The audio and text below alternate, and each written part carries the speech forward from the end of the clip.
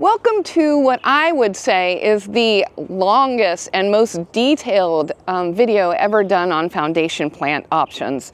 Jim and I have gone hither and yon looking for great options, great plants to feature in different foundation sizes. I would say that our windows come up in sort of like more of an old school medium height, but a lot of houses nowadays have windows that go quite low. So this video features plants that stay low for those of us who need that, medium, and it also delves into the corners of your foundation. Being that often those have larger expanses, those are going to be generally taller, narrower plants that can look great as soldiers on the edge of your landscape. So join us to look at all these plants. I'm going to come in a few times to talk about design and what kind of options you can choose. And we also have separated the plants in the description so you can see the timestamp of each one of the plants. So come along with us and let's explore. Here's a crop of fairly newly planted Globosa Cryptomeria. This is a dwarf, roundish growing Cryptomeria, although it can creep up to 6 feet in height in time. It's easy to keep this one 3 to 4 feet in height and 3 to 4 feet in width, something like that. Great foundation plant. I think this was a really tough southern conifer too. I'm in Florida filming this, and so we don't have a tremendous amount of conifers that do really well in the southeast, especially when you're this far south, but Cryptomeria or Japanese cedars are in that group. There are Japanese cedars that get 80 feet tall and Japanese cedars that get a foot tall. And this one is a dwarf one, again, though, that will, I think a lot of people are going to plant this and want to keep it about 3 feet in height. If you don't prune it, it's going to just keep adding because it doesn't read the tag, and it's just going to keep growing up and about equally as wide as tall. So if it's 3 feet tall, it's going to be 3 feet wide. This thing grows. They don't have to prune these at all. It's just a matter of rooting them, potting them, and waiting, because they'll fill in any direction that they're not full already and just become a perfect round ball, basically. Really great. This is a really great plant, but for folks that want something that's neat looking all the time and wanting something that will give a different texture, to leafy evergreens and other flowering things, and then something that's the same year round. These will turn in colder areas. You'll get a little bit of bronzing on them during the winter time, but they resist it more than a lot of other conifers and typically stay more green, like this one is, as we're filming this in February. But Globosa, great plant. And again, I think it works really well in those folks that want something that's year round, kind of the same. And then they can, in front of that, do things that maybe go to sleep or go to ground in the winter time or lose their leaves or whatever. This is Viburnum tinus. It's a leafy evergreen shrub that has these clusters of white flowers in the spring that are followed by a blackish, kind of metallic looking berry in the fall. And then the older growth is really this dark green, really super dark green foliage. New growth comes out slightly lighter, and the first couple leaves are tinged in this kind of burgundy color. So it's like always doing something. Anytime this plant's actively growing, it's doing something. It's one of my all-time favorite landscape plants. It's not necessarily the easiest plant to grow because it has a tendency to want to bloom way too early. So we're filming this in late February. We're in North Florida, but even here, this is kind of early for this thing to be trying to flower and already have 1.5 inches of new growth on it. I think on the tag you'll see for Viburnum tinus, it's going to say 4 to 5 feet in height or something. We've seen one that's 8 or 9 feet on NC State's campus where it was really, really old. We filmed that plant in a walk-around video on NC State's campus last year or the year before. It's a super up-close angle because right next to this big, beautiful Viburnum tinus was a dumpster. So we didn't want to show that it was next to the dumpster. But anyway, really, it's one of those plants that every time I see it, I love the way this plant looks, right? But again, this plant, and I have some frustration because really tough winter up in Raleigh can knock these back a bit before they're, once they have some size and some maturity on them, they're really tough landscape plants. But the first couple of years, they can have a tendency to get burned a bit in the wintertime. One thing I'll say is, so this is This is Viburnum tinus. And we also have Viburnum davidi in our garden at home, and davidi can be a little bit tricky in the garden. There is a hybrid between tinus and davidi now and on the market. Moonlight lace is the variety that's the named cultivar that it's sold under.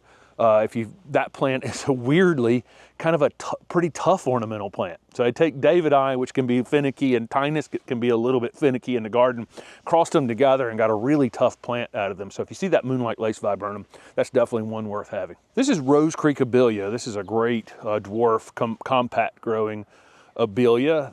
Maybe reaches 3 to 4 feet in height, 3 to 4 feet in width, something like that. And that's about what it does in the landscape. I've never really seen one much taller than that. This one is great because it has a really super compact habit on its own. It's these are newly planted plants, so they're not necessarily all perfect right now, but they kind of do that on their own. They really don't require any pruning. They'll just, if it flops over one direction, it'll fill out the other way and just ends up as a perfect little round ball in the future. These flower white pretty much the entire summer, and you wonder where the name Rose Creek came from. It actually was the calyxes where the white flower attaches onto the plant. The calyxes have this really beautiful rose color. And after the thing finishes flowering, when it's all what appears to be all flowered out, it looks like it's still flowering red because the calyxes are still on there in clusters that are red, which is super, super interesting. There is a variegated version of this as well, or kind of a gold foliage version called Canyon Creek that's out there. Never been quite as drawn to Canyon Creek as some of the other dwarf variegated or gold foliage Abelia out on the market, but Rose Creek is definitely great plant. Grew this thing like crazy, rooted this thing like crazy, really easy plant to grow, really tough ornamental plant for full sun or part shade. And again, it blooms all summer. You don't really ever have to prune on the thing really. You can if you want to in the late winter or early spring. You can get after it pretty hard if you needed to, but really great, easy ornamental plant. This is a newly planted crop of Yaupon hollies in 7-gallon containers. These will, just February as we're filming this, these will fill in really, really quickly this spring. You see the gray stems. I think stuff is maybe up close enough where one thing that's kind of the identifier for Yaupon hollies is that gray stem that's on it. The other thing you'll see is as the new growth is starting, you'll get a bit of a burgundy hue to the new growth, although there has been some selections on these over the years. Like there's one called Bordeaux that really puts on kind of a wine red color. Bordeaux is a perfect name for that Yaupon holly. So if you see that one out on the market, it's a good one. Yaupon hollies are native to the southeast, and we see Yaupon hollies get big, like small trees, small ornamental trees basically. And then we see weeping Yaupons, which can all have a mind of their own. We see the occasional weeping Yaupon that's just really striking, really beautiful, and then 12 that are just weird. So those are interesting. And then dwarf Yaupons, and dwarf Yaupons can be, this is a great native to the southeast version of a dwarf holly, and there's tons of dwarf hollies out on the market, but this one is a boxwood replacement in that you can turn it into a knot garden or some sort of formal garden if you want to, like a boxwood, or any of the broad, like Carissa hollies, soft touch hollies, any of those can be replacements for them. And the one nice thing about it is it'll grow in the absolute cooking full sun and get 3 or 4 feet. I say 3 or 4 feet in height. That's what the tag's going to say, 3 to 4 feet in width. There's a couple in our neighborhood, and I think we filmed them last year, that are about 7 feet tall. But that thing was literally left alone for like 30 years. So it's not in any hurry to do that. You can keep them 3 to 4 feet forever. But these can go in the cooking full sun, or they can go in the part shade equally as well and do great. You probably won't get as much of that new growth color in any kind of shade, but the plant does fine. Not in deep shade, but certainly in partial shade or full sun. But dwarf Yaupons they're just a really super, super easy plant and really common out in the landscape trade. But soft touch and a couple of others, tend to be picked more overall than a dwarf Yaupon. But anyway, this is a new crop, so you're not seeing what this would look like at retail will be, this big and that wide, and that'll happen pretty quick this spring in these containers. Here's a Cephalotaxus called Yewtopia. This one's in the Southern Living Plant Collection. This is a Cephalotaxus that'll reach 3 feet in height, maybe 3 to 4 feet in height, something like that. Wider growing Cephalotaxus. Really great rich dark green color on this. Cephalotaxus is not taxus, it's not you, it just means you like, so Cephalotaxus. They're pretty soft to the touch. They look like they'd be absolutely wicked, but they're actually pretty soft to the touch. And we'll show these Cephalotaxus as they're ground cover ones, they're fastigiate varieties, lots of interesting ones. We've shown one called Hedgehog, and we've shown Duke Gardens, and we've shown lots of these over the years because they're just workhorses in a park shade garden, especially in dry shade conditions. There's just nothing that outperforms these. And they stay this green color year round, really super, super low maintenance plants in the garden. I think we planted 5 of these in that 5-part landscape job we did. And then we revisited them and shot the video for this plant that's on the Garden Plants channel. And the thing is just, they're just fantastic, really fantastic ornamental plants, and the deer don't eat them. So when we think of yews or just straight taxus, deer will eat them, but they tend to avoid the Cephalotaxus. We're at a wholesale nursery in Florida called Tropical Traditions. It's one of my favorite nurseries to visit, and the owner's just really has become a friend in time here.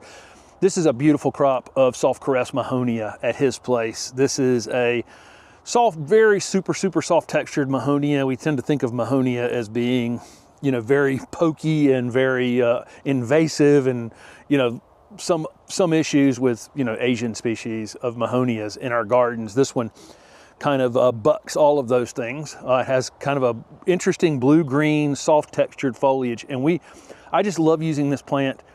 We've been using one as a container plant for several years, or they can go in the ground in park shade or shade conditions. They bloom in the winter time, so we're filming this in February, and I can see where the flower spikes were on them before. Down here in Florida, they're already starting to put on some spring growth, but about as tall as I've seen these, about 3.5 to 4 feet, and equally as wide, something like that in time. Really, one of the things I love, a lot of our shade evergreen shrubs that we use in the South tend to have very large leaves on them. You know, you'll see that in a lot of shade plants. So putting something next to that with this soft texture, really, that combination really pops in the garden. This will be a different kind of low hedging plant than you might think about. This is an azalea, an encore azalea called Autumn Twist, and this is one of the larger growing of the encore azalea. So a lot of the encore azaleas, they can be divided into dwarfs, kind of semi-dwarfs, and then larger growing varieties. So Autumn Twist, again, is one of the more vigorous ones. So you can get this one about 4 or 5 feet. And for a lot of people, that's kind of enough of a screen. If you're at your patio seating or something like that, and you're just looking to be able to sit down in a little bit of privacy, this is a great plant for that. We have a neighbor that has these at the top of his driveway, full sun, really tough conditions, right next to the roads. I'm sure the dogs coming by are targeting them quite a bit. They come into full bloom in the spring and absolutely cover up in flowers, and then they come back into bloom in the fall and absolutely cover up with flowers. This is one of my definite top encore varieties. There's like 34 of them, but this was a bicolor flower. Some will open purple, some will open white, and some will open purple and white. It's really an interesting plant, you know, because almost season to season, it seems more white one season and seems more purple another season. But I like the growth habit on this one. And we've got another friend in the neighborhood who actually has more vigorous growing azaleas as his screen around his patio, like I'm talking about. So, you know, I would not discount a more vigorous, it's here in the South, a more vigorous grower around. I think this one is one of the zone 6 varieties, so this one's going to be hardy in zone 6 to 10. This is blush pink Nandina, which is interesting because it turns red, fire engine red in the wintertime, just like firepower Nandina does. It has a similar leaf. It's not invasive, same as firepower, but it has an extra bonus to it. So after we're in a greenhouse, and back we're in the warmer part of the greenhouse here, they've already started putting on new growth for the season, and they've lost the winter red color. The ones out near the door where it's a little colder still have the red coloration in them, but they'll go from this red color, they'll green back up, and then this new flush of growth will come out of them that's pink, and that's why it's called blush pink. And so it takes firepower Nandina, which we all love for this fire engine red color in the wintertime. They're like beacons in the landscape in the wintertime. And it turns it into more of a 4-season plant. Instead of just being red or green, it's red or green or pink, just always doing something out in the landscape. So I really like this plant. It's such a well-behaved, ornamental plant. No maintenance to it. Again, it's not an invasive Nandina, and it just kind of plays nice in the landscape. Becomes incredibly drought tolerant in time, and it just changes what it's doing several times during the year to basically impress you again. So that's a blush pink Nandina. This is Diamond Spire Gardenia. This is a really interesting Gardenia that's kind of upright and fastigiate. So it's upright and narrow. Most of our Gardenia varieties are either very large, kind of roundish shrubs, or very low hedging shrubs. This one kind of is in the middle of that. It gets 4 feet tall, maybe slightly higher than that in time, and only about 2 feet in width. So it's a really interesting container plant if you're looking for a thriller in the middle of the container, and then you can put some sort of weeping, or you can put your filler and your spiller in there with the thriller. These are going to bloom with very fragrant flowers, just like any other gardenia. Sometime typically around May or June, maybe a little earlier if you're down in the Gulf Coast area. These are hardy in zone 7 to 10.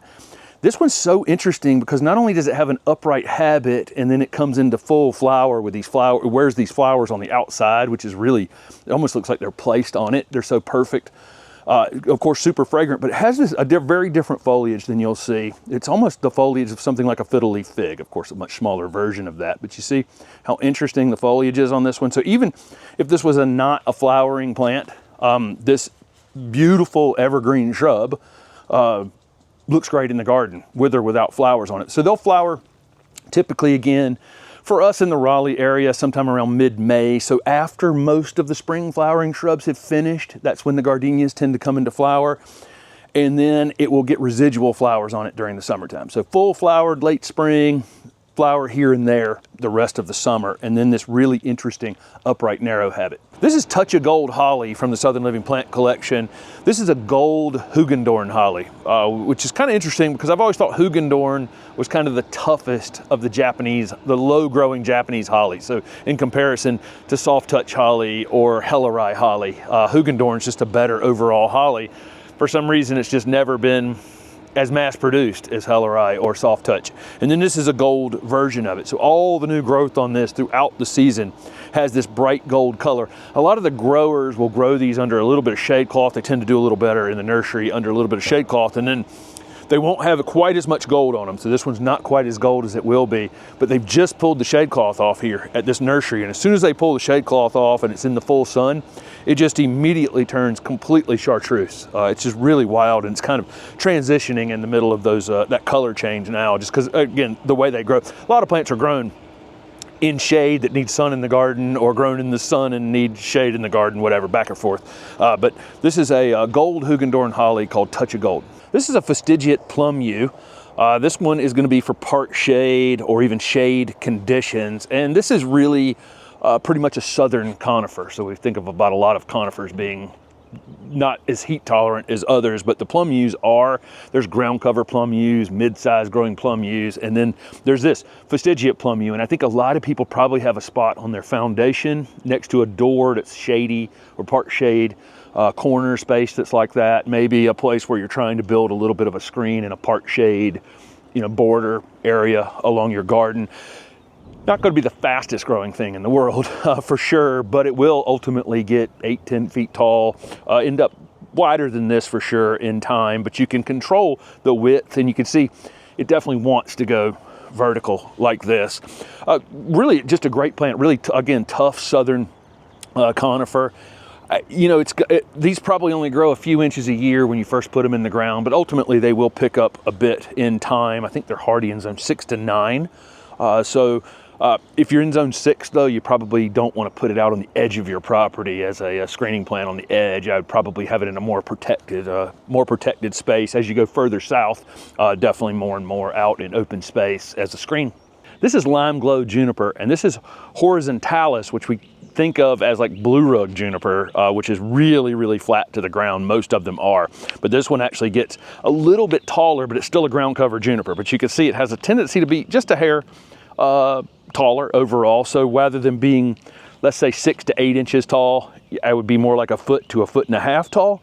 So still pretty daggone low growing across the ground. These are going to need a lot of sun to keep this color, and most junipers are going to definitely be sun-loving plants. You're going to need 6 hours or more.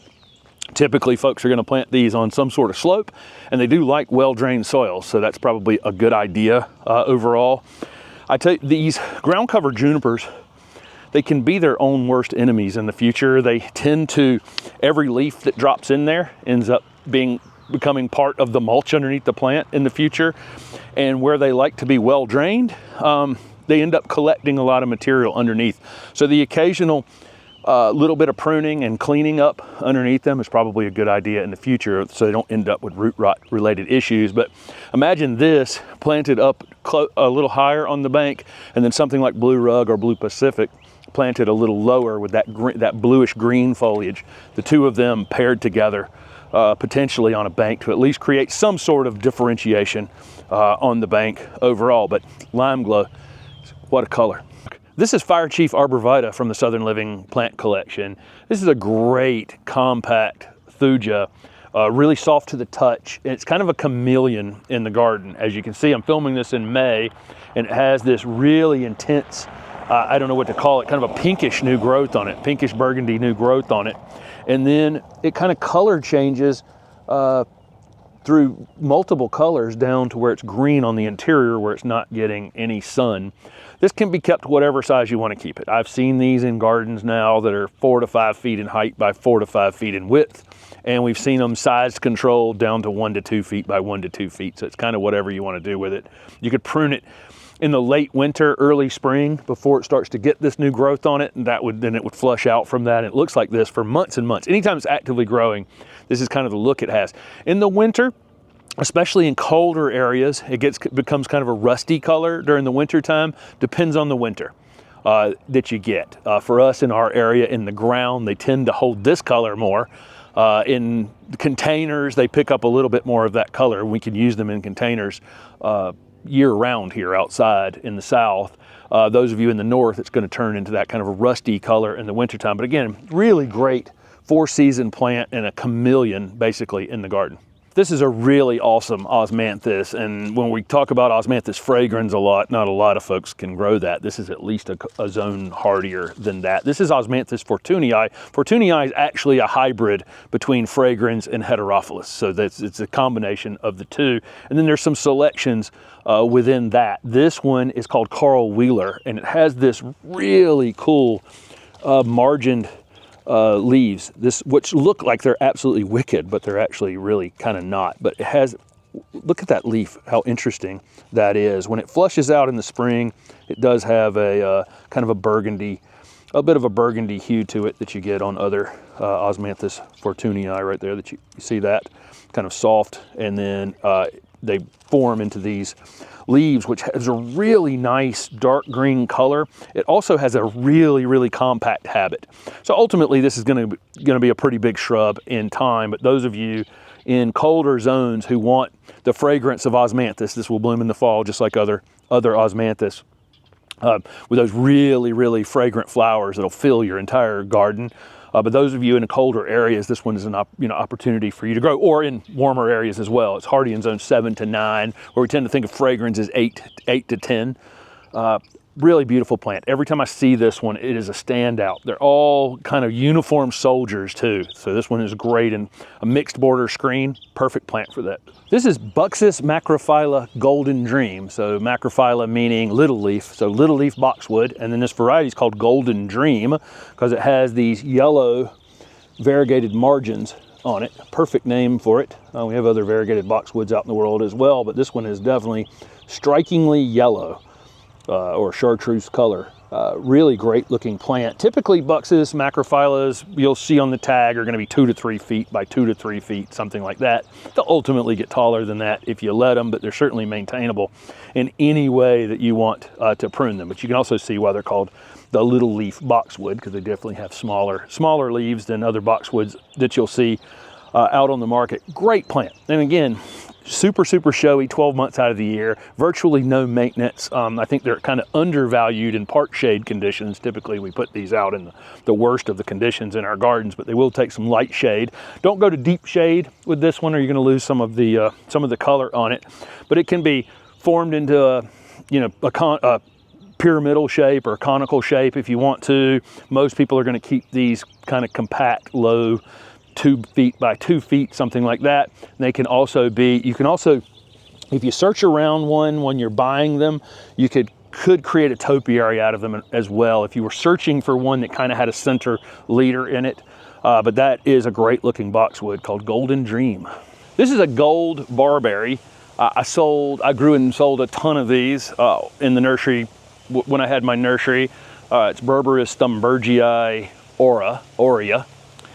This one is hardy in zone 4 to 8, and here we are in zone 8A. I'm filming this at a nursery in Johnston County. There's a few left in this area. They've sold a lot of them this spring, which is pretty typical because this is when this thing looks at its absolute best, is in the spring.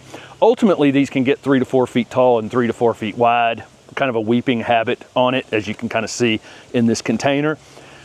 In warmer areas, it kind of gets a little worn out during the summer months. So when it flushes out in the spring, it's incredibly vibrant, chartreuse yellow color. And then by midsummer, it's a little bit on the kind of greenish yellow side. In colder areas, it holds that color quite a bit better. I would encourage you to actually winter prune this thing a little bit, because having it sheared a bit, it means more places where that new growth is going to initiate from, and the more compact and gold habit it has. So we just saw one in a video down at Ram and Tom Giberson's house where she's had it in a container for a long time, and she just shears it back into a little ball in the wintertime, and then it flushes back out rather than letting it become that 3 or 4 foot thing that it can become. I will say that it makes purple and darker colors pop in the landscape, which is kind of important. Sometimes these darker purples and things are really appealing at the garden center, and then you bring them home, put them into the garden, and you put them up against brick or something dark, and they don't stand out.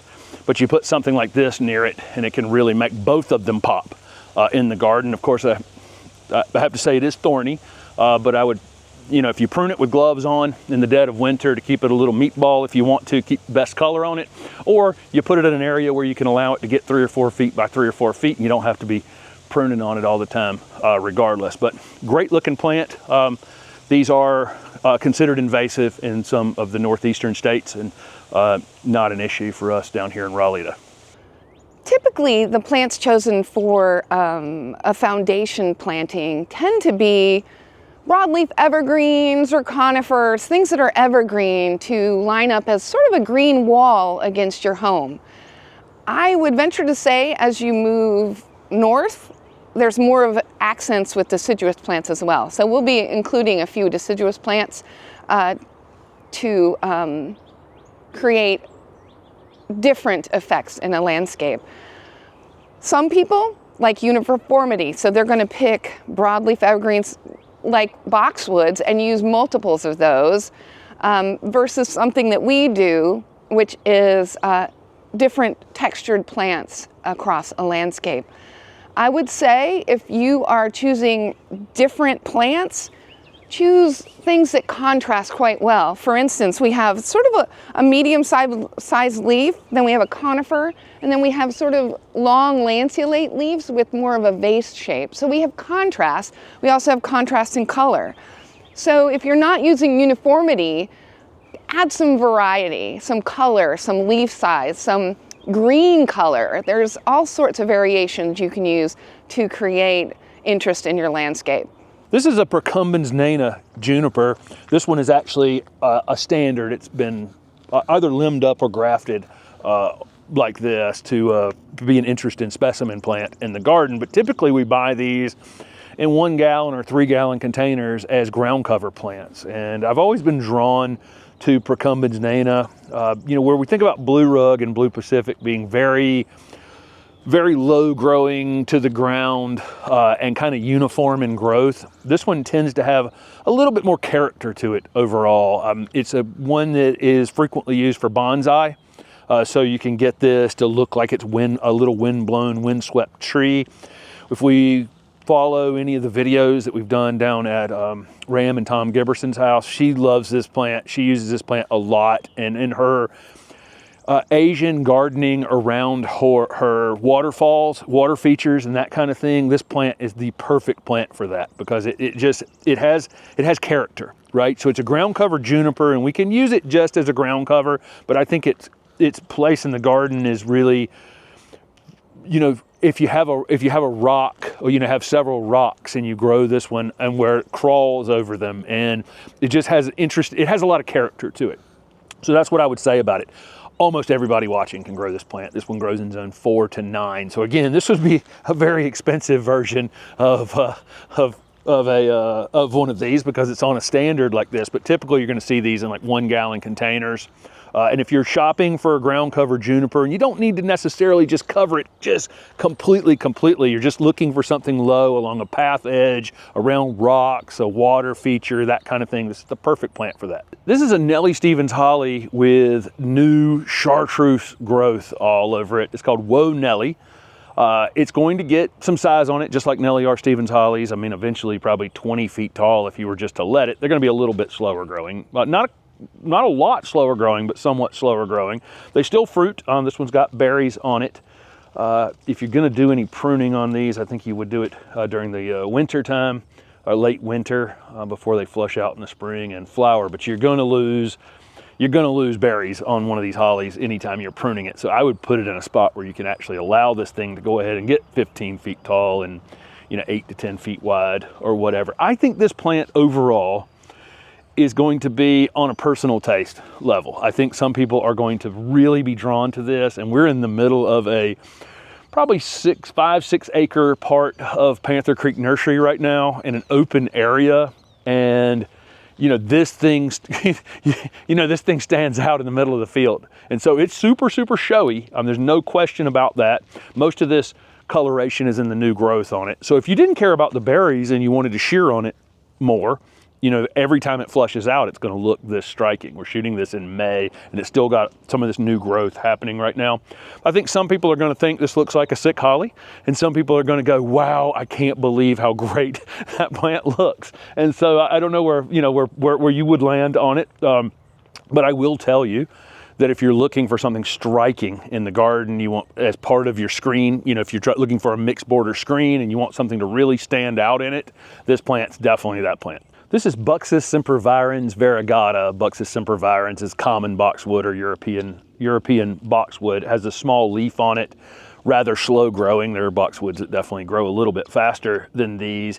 I really like this boxwood. We have 2 of them in our garden at home, and if we have more than one of anything, it must be pretty good. But I've got one that I've just created a round ball, just like this one, but slightly smaller than this, and another one that's kind of a 2-ball topiary that I'm eventually going to make into a 3-ball topiary. So you can do anything you want to with this plant. It can be a container plant, it can be topiaried, it can be turned into a round ball, it can be turned into a small little Christmas tree. So just like you would do with other common boxwoods like that, you can shape them however you want. Just extremely low maintenance, I would say, and I'm just throwing this out as a caution, just to worrying about disease or anything moving from plant to plant. I would probably prune these yourself. So keep your own pruners, keep them clean. We don't want somebody else bringing something into the garden. Boxwood, these are blight susceptible. That's what I would say. But I love this plant. It's so striking. Every time I see it in a garden, it's hard to get something that's this showy and also this formal at the same time. It kind of combines those 2 things together. And you can see it. Anything that goes around, anything that's near, looks better because of it.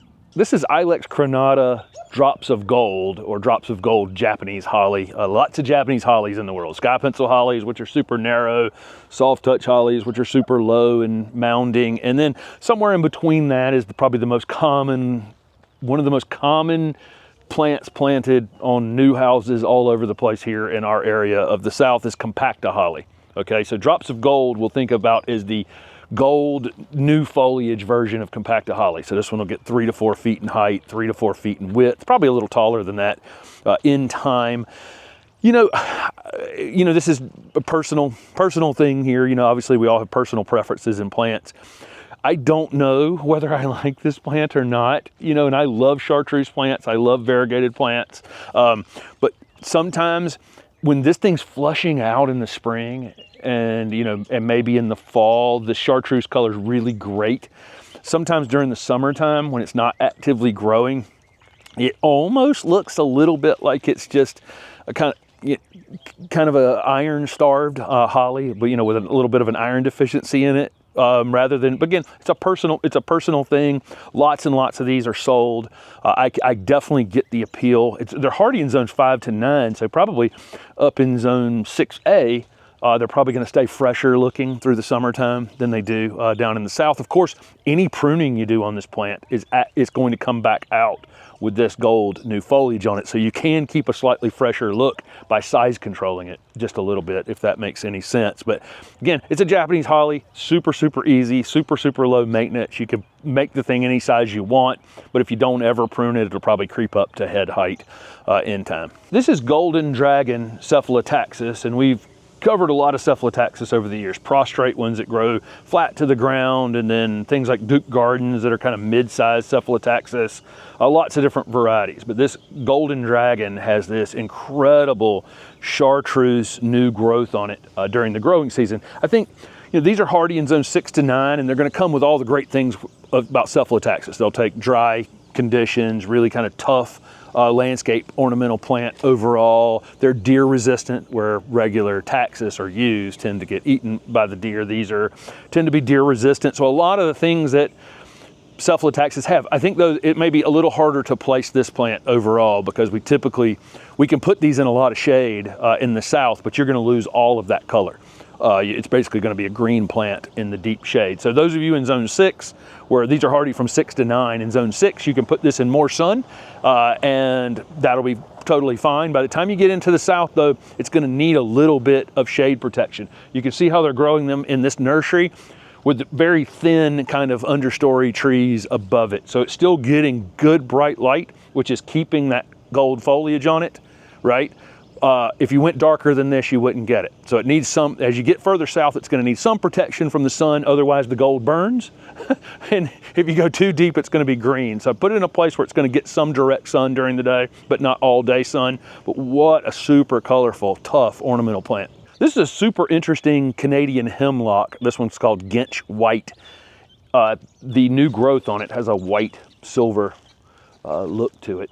This one has kind of a roundish habit to it, we'll call that. We'll call it a roundish habit. And it's a dwarf cultivar. This one will, you can maintain this one 3 to 4 feet by 3 to 4 feet for as long as you want to. Really, it probably will creep up bigger than that. That's the thing with these dwarf conifers is, they don't read the labels, and so eventually it will get a little bigger. We're in zone 8 here in Raleigh, and typically we think of Canadian hemlocks as being hardy in like zone 3 to 7. But there are Canadian hemlocks around the city of Raleigh. I think you just have to put them in slightly protected spaces. They do need sun, and it needs sun to get this color on it. But what we'll do at our house is plant other annuals or ground covers or something near it, just to kind of keep the soil cool during the summertime. But definitely worth having. Regular Canadian hemlocks become trees, and so that's it's kind of nice to have that hemlock look that and this all could also be decorated at Christmas. It's kind of the perfect plant for that, to to put some lights on and have basically growing your own Christmas tree around your garden. But I really am drawn to this particular variety because when it's actively growing, it has this silver look to it. This is Buxus sempervirens de Runk. I have actually had this one in my couple of my talks because I really like this plant. I really, boxwoods to me have to be different than just little round balls. And there's a bunch of them like Unraveled, which is a really crazy thing, or Variegata that we have in our garden. And this one is also super, super unique in that it's obviously very fastigiate. It's very upright and narrow. You may find these in the store grown in smaller containers and they're a little bit wispy, but don't shy away from that because eventually they'll get fuller like this. You could do a little bit of shearing on them. These were actually field grown and then potted into these containers. So this is a heavy duty plant. This is a heavy duty plant right here. This one would be, this one will weigh a ton, getting it in the truck and getting it in the ground, but would definitely be worth it, right? I mean, it's almost, I guess by the time it goes in the ground, it's going to be right at 5 feet in height. But again, low maintenance, it's a boxwood, right? It's a boxwood, so you're not gonna have to worry about it, but it grows like a sky pencil holly. I think overall, probably slightly a little more hardy than sky pencil hollies, than Japanese hollies. Of course, it has that smell. I'm standing here in it right now, and if you're not drawn, you know, that boxwoods can have an odor to them at certain times, depending on the time of the day and the time of the year when they're actively growing. But it, you know, it's not prickly. It's the perfect plant to put if you need a narrow upright thing in a container or beside your porch or between windows or anything like that. But again, for me to put a boxwood in, it has to be unique or different in some way, and Durant definitely is that. This is Juniperus virginiana Taylor, and I have always called this Taylor's juniper. It's my mind, I always want to call it Taylor's, but it's Taylor. It was actually found as some seedlings in Taylor, Nebraska. So that's why it has the name Taylor and not Taylor's. I'm trying to get that in my own mind as I'm talking about this. This is a great plant. This is a version of our eastern red cedar, which is, you know, native to the southeast and all over the place. Maybe one of the most common plants in the ground in North America. I mean, if you see these just all over the place. This particular one, though, I think is a plant that a lot of people are looking for when they're looking to have a narrow hedge, especially here in the South, where eastern arborvitaes tend to be not as heat tolerant. And so we see like emerald arborvitae and those dying in the ground, you know, every third one or something in screens. This would be a better plant for that. It also has this really soft blue foliage to it, much softer texture than our normal eastern red cedar. Just a fantastic plant. These are going to get, you know, 15 to 18 feet ultimately, something like that, but only about 3 to 4 feet in width. This is its natural growth habit right here in this container. So I recommend this plant a lot in consultations. It may be slightly harder to find than emerald arborvitae or some of the others, but almost everybody watching can grow this plant. This plant's hardy in zone 4 to 9. You know, and what a perfect plant for creating, if you have a narrow space that you're trying to get some height in, screen a neighbor, this is the perfect plant for that.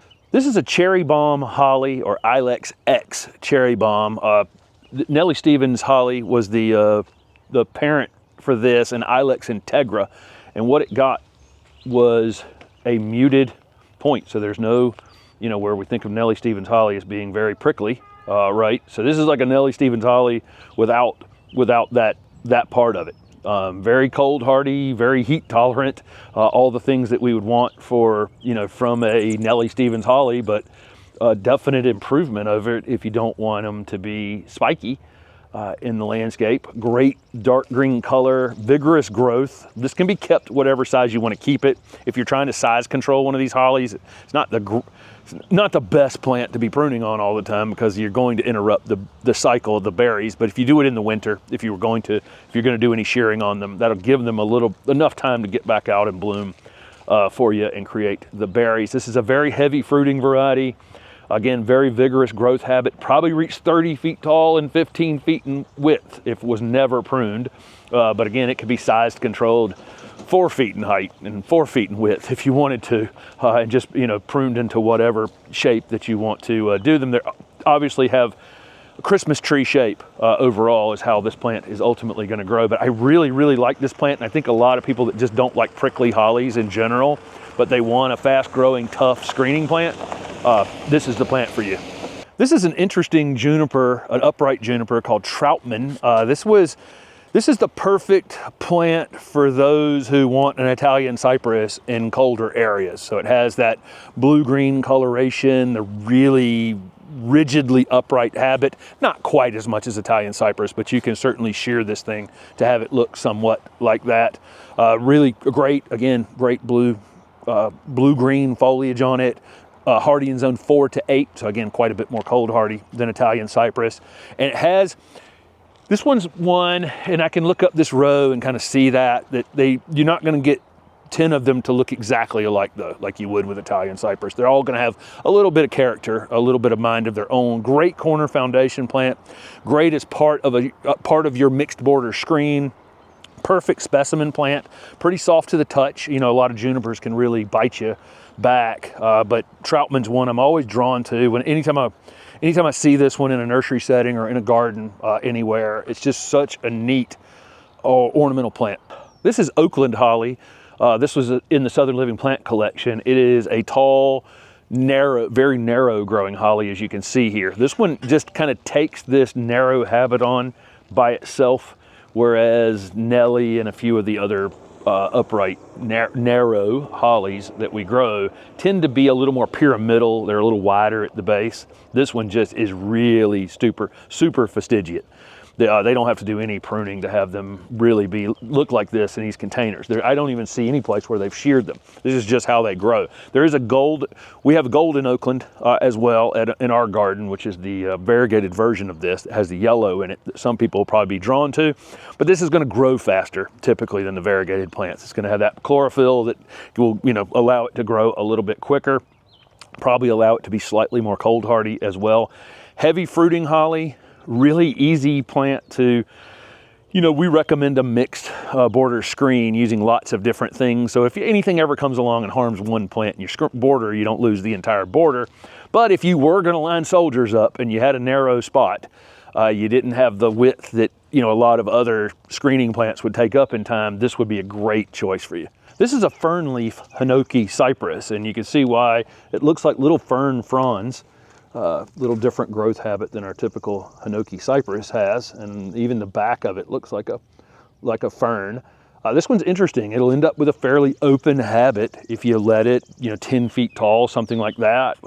It can be, but with kind of judicious pruning on it. When you prune on it several times a year, you can make this a really tight kind of formal habit if you wanted to.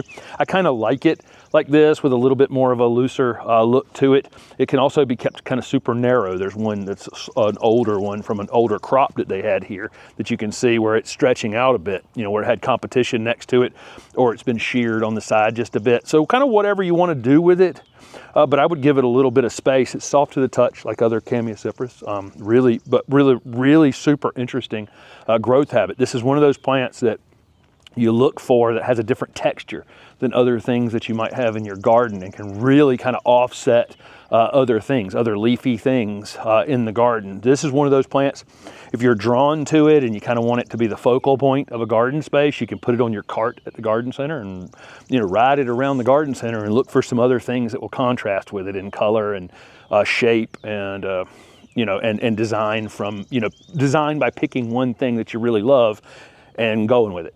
Here's some sea green junipers that these have kind of been turned into like poodles at this point. Beautiful specimen plant here that you can, a lot of these junipers can, you can do interesting things to them like this, but typically you're gonna see sea green juniper in like a 1 or 3 gallon pot. It's could typically be used as a ground cover or a low hedging plant. Ultimately, this one can get about 4 feet in height and about as wide as you want to let it get. So it can get 6 or 8 feet in width. Pretty much everybody watching can grow this plant. They're hardy in zone 4 to 9.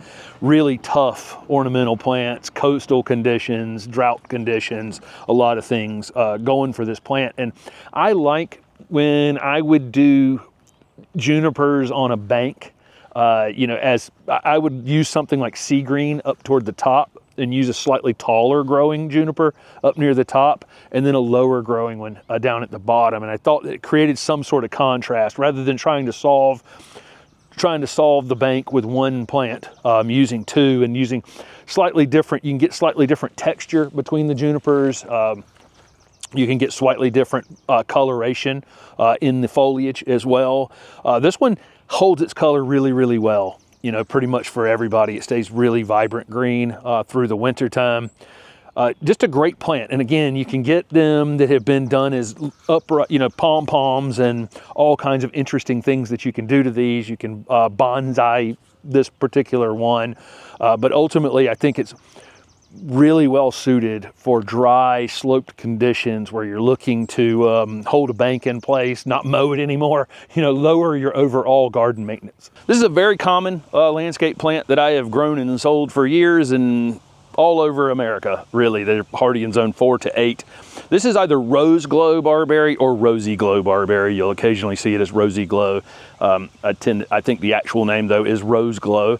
Has this mottled new color in the foliage as it's coming out during the season. So it'll have It goes through all kinds of color changes throughout the season, but in the spring especially, it has this kind of mottled, variegated type of look to it. The older foliage down in the middle will start to turn green in time. You know, this plant, you know, if I talk about barberries, I'm definitely, for some places in the country, these are invasive plants. Here in Raleigh, North Carolina, we don't have an issue with it, but if you go up to Connecticut and places in the Northeast, you see it in the, you know, barberries growing in the ditches up there. So some person's invasive is another person's ornamental plant, is basically what I'll say.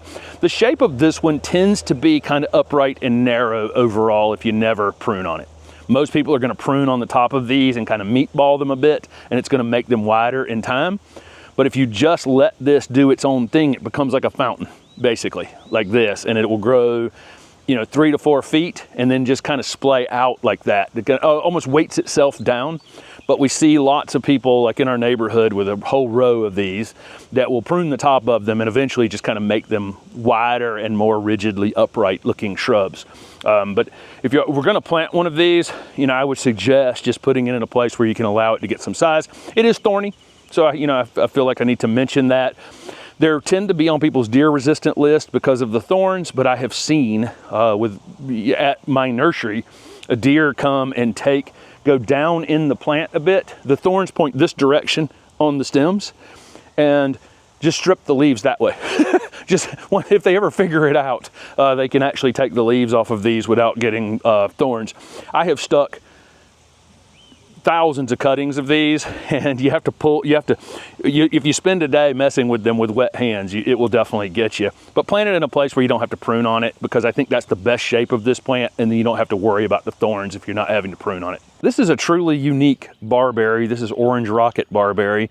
We have one in our garden in a kind of a spot that's I need something kind of narrow and upright, which is not something you'd think about with a barberry like this. This one is picked for several things. I mean, number one, it has probably the richest color you'll ever see on any of these barberries that have these darker colors. And it also ends up doing multiple things during the season. As it comes out and is leafing out, it has this really bright, almost pinkish color in it. It settles into a burgundy, but the parts of the plant that aren't in the direct sun actually turn green. So it has this really interesting color variation throughout the plant. And then the other thing is, it was picked for this upright, kind of narrow habit, but then it splays out a bit at the top. So we did this video up in the mountains at Jay Sifford's beautiful Roadwood, is the name of that garden, where he had these as like centerpieces in the middle of his garden, like 3 or 4 of them.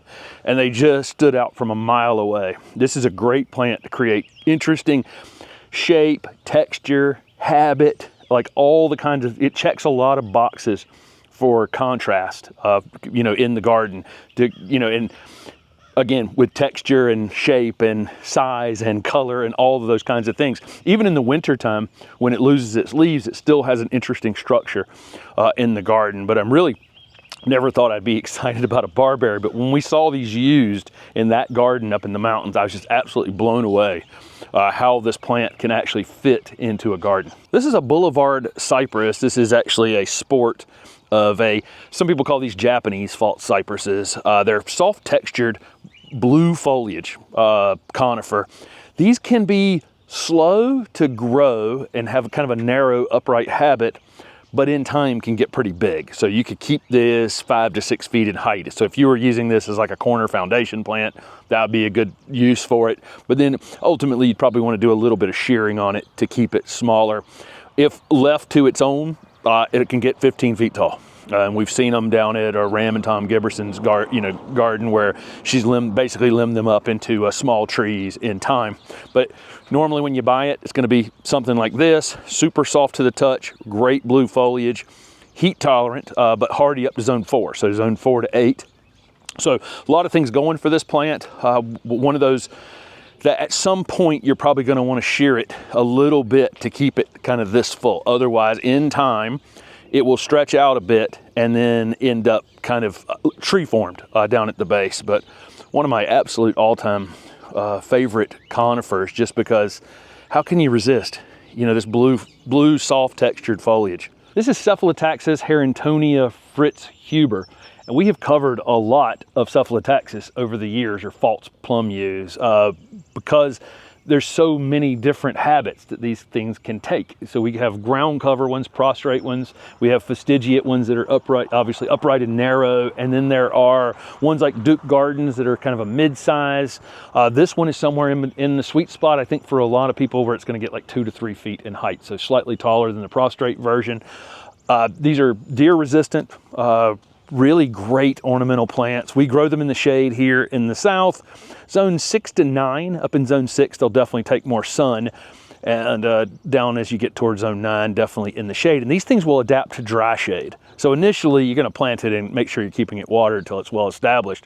But we see these frequently in dry shade gardens, maybe where there's a slope or competing tree roots and that kind of thing, where these handle that extremely, extremely well. Again, once they're established in the ground. Again, there is a Cephalotaxus for everyone. Really great ornamental plants, well behaved, kind of ultimately fairly slow growing. So you can shear these in the late winter back if you needed to control the width, because this one's going to try to get wide. So this one's just a taller ground cover version.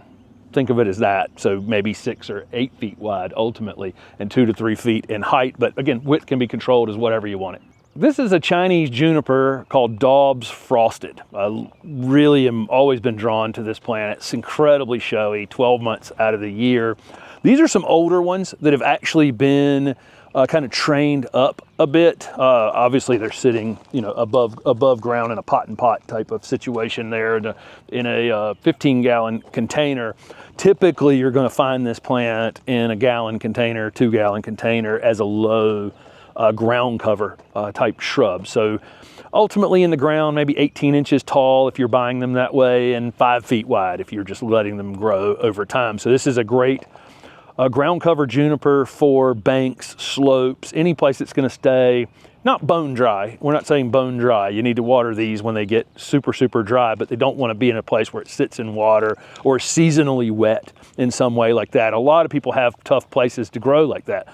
So you can use this as a ground cover like that, or here's a specialized one that's been limbed up into kind of a standalone centerpiece plant, for a bed. And other things could be planted around or behind to really show this off. In fact, this could be pruned a little bit. Each of these could be pruned a little bit and turned into little, shaped into little balls along the outer part of the stem. So this plant can be all kinds of things. It can be, again, a container plant, one-off. Most everybody watching can grow it. It's hardy in like zones 5 to 9. Or again, Baldens without being trained like this and just used as a ground cover. One of the things that foundation plants do is they create interest in your landscape. Instead of seeing the hardscape features in your landscape, maybe a car or the rough edges of your house, they soften things. They create visual interests that make your home more welcoming. So your aim should be to think of those principles as you're deciding what plants to use. I've got a whole lot of other things that I talk about in the Learn to Garden series. I did do like a 4 or 5 part design aspect in there, so take a look at that if you're interested. We've got that over on the website. But I did want to say a couple more things. Your foundation plants, you can often think of them as creating interest of people coming to your home. Sure, yes, you walk up to your home and you think, oh, that looks good, but other people are coming by and being interested in it through what you've done in front of your house. Don't lose a concentration of what you see from your house. So although the foundation is very important in the plants you pick, also consider the focal points or the viewpoints you see from inside your house. So that's something that the Learn to Garden series can give you. So take a look if you'd like. Here's a plant that's planted all over the city of Raleigh, and we've never actually talked about it on a video. This is winter jasmine. Really a plant that can be used for all kinds of things. It could be a low mounding shrub. You can teach it to climb on things. You can have it as a larger growing, kind of a weeping shrub. People do all kinds of things with this. It's Jasm nudiflorum. In China, this plant is known as Yingchun, I think is the proper way to pronounce it, which means welcome to spring flowers or something like that. A terrible translation of that, but this is truly the welcome to spring flowering plant. It is the earliest of the flowering things in our neighborhood, typically flowering as early as late January. Just gets absolutely covered up in yellow flowers, obviously later in other areas, but usually by mid-February, mid to late February, you get a few warm days and this thing comes into absolute full flower. Comes and goes as fast as it happens, but it's one of those things that can really brighten a garden at a time of year when nothing else pretty much is daring to bloom at that time. But again, plant that can do all kinds of things. It also can be a little aggressive in the garden. So if you have this, it is a suckering shrub, and can create a trailing ground cover, climb onto other plants, climb up fences, and we've even got a spot in the neighborhood where the little yellow plastic tube that goes up the guide wire on an electric wire that comes down to the ground, or a guide wire that comes down to the ground, growing up that tube and sticking out the top of it. So this plant can, it will require some control at some point, but there's nothing that's going to outflower this at a time of year that pretty much nothing else is flowering. This is green spire euonymus or Euonymus japonicus green spire. This is a really good plant for kind of formal hedging, or just if you have a narrow spot someplace that you need something tall and upright. Pretty vigorous grower, really, once they've been in the ground for a little while. These can get 8 feet in height, but only about 1 to 2 feet in width, something like that. Something I've noticed over my time in horticulture is some of these tall, narrow, fastigiate things like this do not like to dry out. So you have this really nice fresh look that this one has if you're buying it in this container, which has been watered consistently. When they go in the ground, you need to continue to make sure that top 3 inches or so of soil stays kind of moist in the future. Because if they ever thin out or look bad, they really don't come back very quickly from that at all. So keeping them fresh looking like this. But this would be used for low hedging around a patio, a container plant, 2 formal pieces, left and right of your front door entrance or something like that if you're looking for that. But really, just kind of have a boxwood-like look to them, but in a tall, narrow package. This is a Cedrus deodora or deodar cedar called prostrate beauty, and you can see prostrate just meaning grows flat to the ground. This thing will get as wide as you want it to let it get. It has this really beautiful blue-green foliage that we would expect on a deodar cedar, but maybe even slightly showier than that. The new growth has a slightly lighter coloration to it. You're seeing it in kind of full growth right now in May. These are great for areas that are slightly hotter areas of the country. A lot of the conifers tend to be more northern areas, but the deodar cedars will definitely do well down here. So it has a spreading habit like this, but it'll eventually throw up some sort of leader. Okay, that's typical of some of these ground cover, prostrate growing conifers like this, and you can choose to just kind of cut that back if you want to. So you can let it come on up to about 5 feet. For several years, it'll just kind of grow flat like this, and then all of a sudden you'll start to see it start to add some height.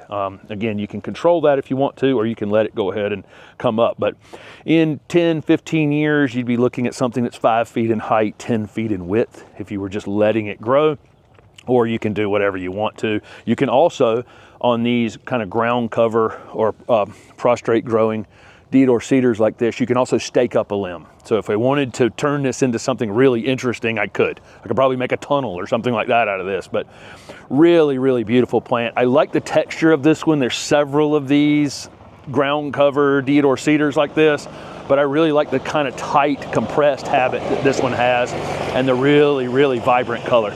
This is Gold Mound Spirea, been around for a long time. I grew tens of thousands of these literally a year because I would sell them in gallon containers to other nurseries to pot into 3 gallons, which they could pot in the winter time and finish a 3 gallon as soon as they flush out in the spring. They bloom on this new growth, so you can see this thing has probably tripled in size as it has woken up here at the nursery, and now it's about to flower. Has kind of a pale pink clusters of flowers on it. I don't know, some of the other Spirea, the flowers stand out against the foliage a little bit better than these, but when they're in full flower, you can definitely see that they're in full flower. Honeybees love these flowers on a lot of these dwarf spirea. This one can be held 2 to 3 feet in height by 3 feet in height. Ultimately, in time, if it's never pruned, never maintained, it could probably creep up to 4, maybe 5 feet in height over a long period. Most everybody watching can grow this plant. It's hardy in a lot of different zones, but down here in the south, it tends to definitely be peak as it's coming out in the spring and through flowering. After that, it tends to green up a bit. It's not quite as showy. I think in northern areas, it holds onto this color a bit better. You can shear them a bit after flowering to encourage a little bit more flowering, and they'll throw some flowers throughout the summer, never come back into full flower like it's gonna do here in May. Other thing I like about some of these spireas, there are some very, very early flowering spireas out there, but some of these little low mounding ones don't bloom until May, and it's good. It's a good spot for flowering because a lot of our early flowering shrubs will be done for us at that time. Of course, in the north, it's probably June before they flower, but here they're gonna flower in May, and it's a full month after the azaleas and a lot of the other spring flowering things have gone off for us. I know we get so much demand here in the south for leafy evergreen plants that we tend to discount some of the great deciduous plants, and this is one of them. And also, there's been some breeding in these for more colors and, you know, different things going on with them, but that doesn't mean this one isn't good. This is still a great ornamental, low maintenance, plant it and forget it kind of plant. This is Euonymus japonicus, Silver King, otherwise known as Silver King euonymus. Been around for a long, long time. There are several of these variegated, or this one has a creamy white variegation, but there's also gold variegated euonymus and Japanese euonymus and others. This one tends to have an upright, narrow growth habit, and you can see it in this 7-gallon container here that wants to go upright and narrow. You can definitely top these out and have them get a little bit wider in time. Typically, you're going to see these, 6 feet in height, maybe 3 to 4 feet in width, something like that. It does flower, and you can maybe see over there that they're budded up. Flower's really inconspicuous, not really grown for that at all. They're grown for this foliage color that they keep year round. They're hardy up to zone 6. And really, I see probably more of these, I'm just gonna throw this out there, I see more of these sold probably than I actually see in gardens. I do think that, they are susceptible to euonymus scale, which if they're under a lot of stress, that can happen. I think you can have one of these, be very nice. They're tolerant of pretty tough conditions, but I think if you subject them to those really tough conditions, it makes them vulnerable to euonymus scale. It also tends to make them also vulnerable, it seems like, more to suckering, to reversion, where you get these green stems come up in them. And if you see any solid green stem start on these, you need to get it cut out as quick as possible. Again, there's just millions of these grown and sold every year. I think they look so good in a container that they're kind of irresistible to folks to buy. But again, I just don't see many of them out in gardens that I go, wow, I got to have that plant. They tend to just be under whatever kind of weird stresses in the garden. Where you'd use this, corner foundation, in between windows, a low hedging plant that something that if you only want it to get 6, potentially 8 feet in time, if you were just to let it like that. But that's going to be the main uses for this plant. I occasionally see them planted under low windows and that kind of thing, just because it was an attractive plant to a landscaper. If you have them under windows, you're going to be fighting them forever, pruning on them all the time. They probably need to be moved to another location. This is a Cephalotaxus called hedgehog, and this is one of Steph's absolute favorite plants. It has such interesting character to it. I think on tags, you're going to see this one gets 3 to 4 feet in height, and in these 15-gallon containers, they're kind of already about 3 to 4 feet in height. So from here, they just kind of weep out and go a little bit wider in time. So this is about the most vertical growth you'll have on it.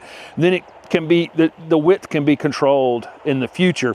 This is one of the best dry shade plants you can have, and a great conifer for the south. So these are hardy in zone 6 to 9. And there's probably very few really great gardens we see in the southeast, if you go in the shady areas, that you're not going to see these Cephalotaxus being used because they're a plant that just doesn't need anything from you, and they show off year round, and they give a good backdrop to maybe perennials, other perennials and things that go to sleep in the winter time. Just perfect little plants. And the thing with these is there's ground cover Cephalotaxus, and then there's mid-sized ones like this that probably 4 feet-ish and a little wider than that, and then ones that get tall and narrow as well. So you could just pick the one that kind of fits the space. And again, they're tolerant of dry shade. And when we think about gardening in the shade, you really need to know whether you have kind of moist shade conditions, because this plant's not going to like wet shade, or do you have kind of dry shade conditions where you've got existing trees and that kind of thing. This is the perfect plant for that. This is Aucuba japonica roseanni, and this is one that I've actually wanted to show off for a while and finally found a really nice crop of 3 gallons. This one is self-pollinating, so other Aucuba require male and female in order to produce fruit, but this one will produce fruit on, without having male and female plants. So this beautiful striking green foliage, and of course we show off a ton of variegated Aucuba on the channel. We love variegated Aucuba, spotted ones and striped ones and all kinds of big showy leaves on these things, but don't discount this green foliage. It looks absolutely stunning out here, and you see it next to the soft caress Mahonia. This is the beauty of shade gardening right here. This is a bluish green, kind of strappy foliage, and then a large tropical, these leaves will be much larger in the future, almost tropical looking leaf on that Aucuba japonica. But see how those just show off with one another? You love flowers. Everybody loves flowers, right? But you can do a lot in your shade garden looking for these different texture differences. But this is roseanni Aucuba. Again, definitely don't discount these green foliage varieties. This one, 10 years, 4x4, something like that.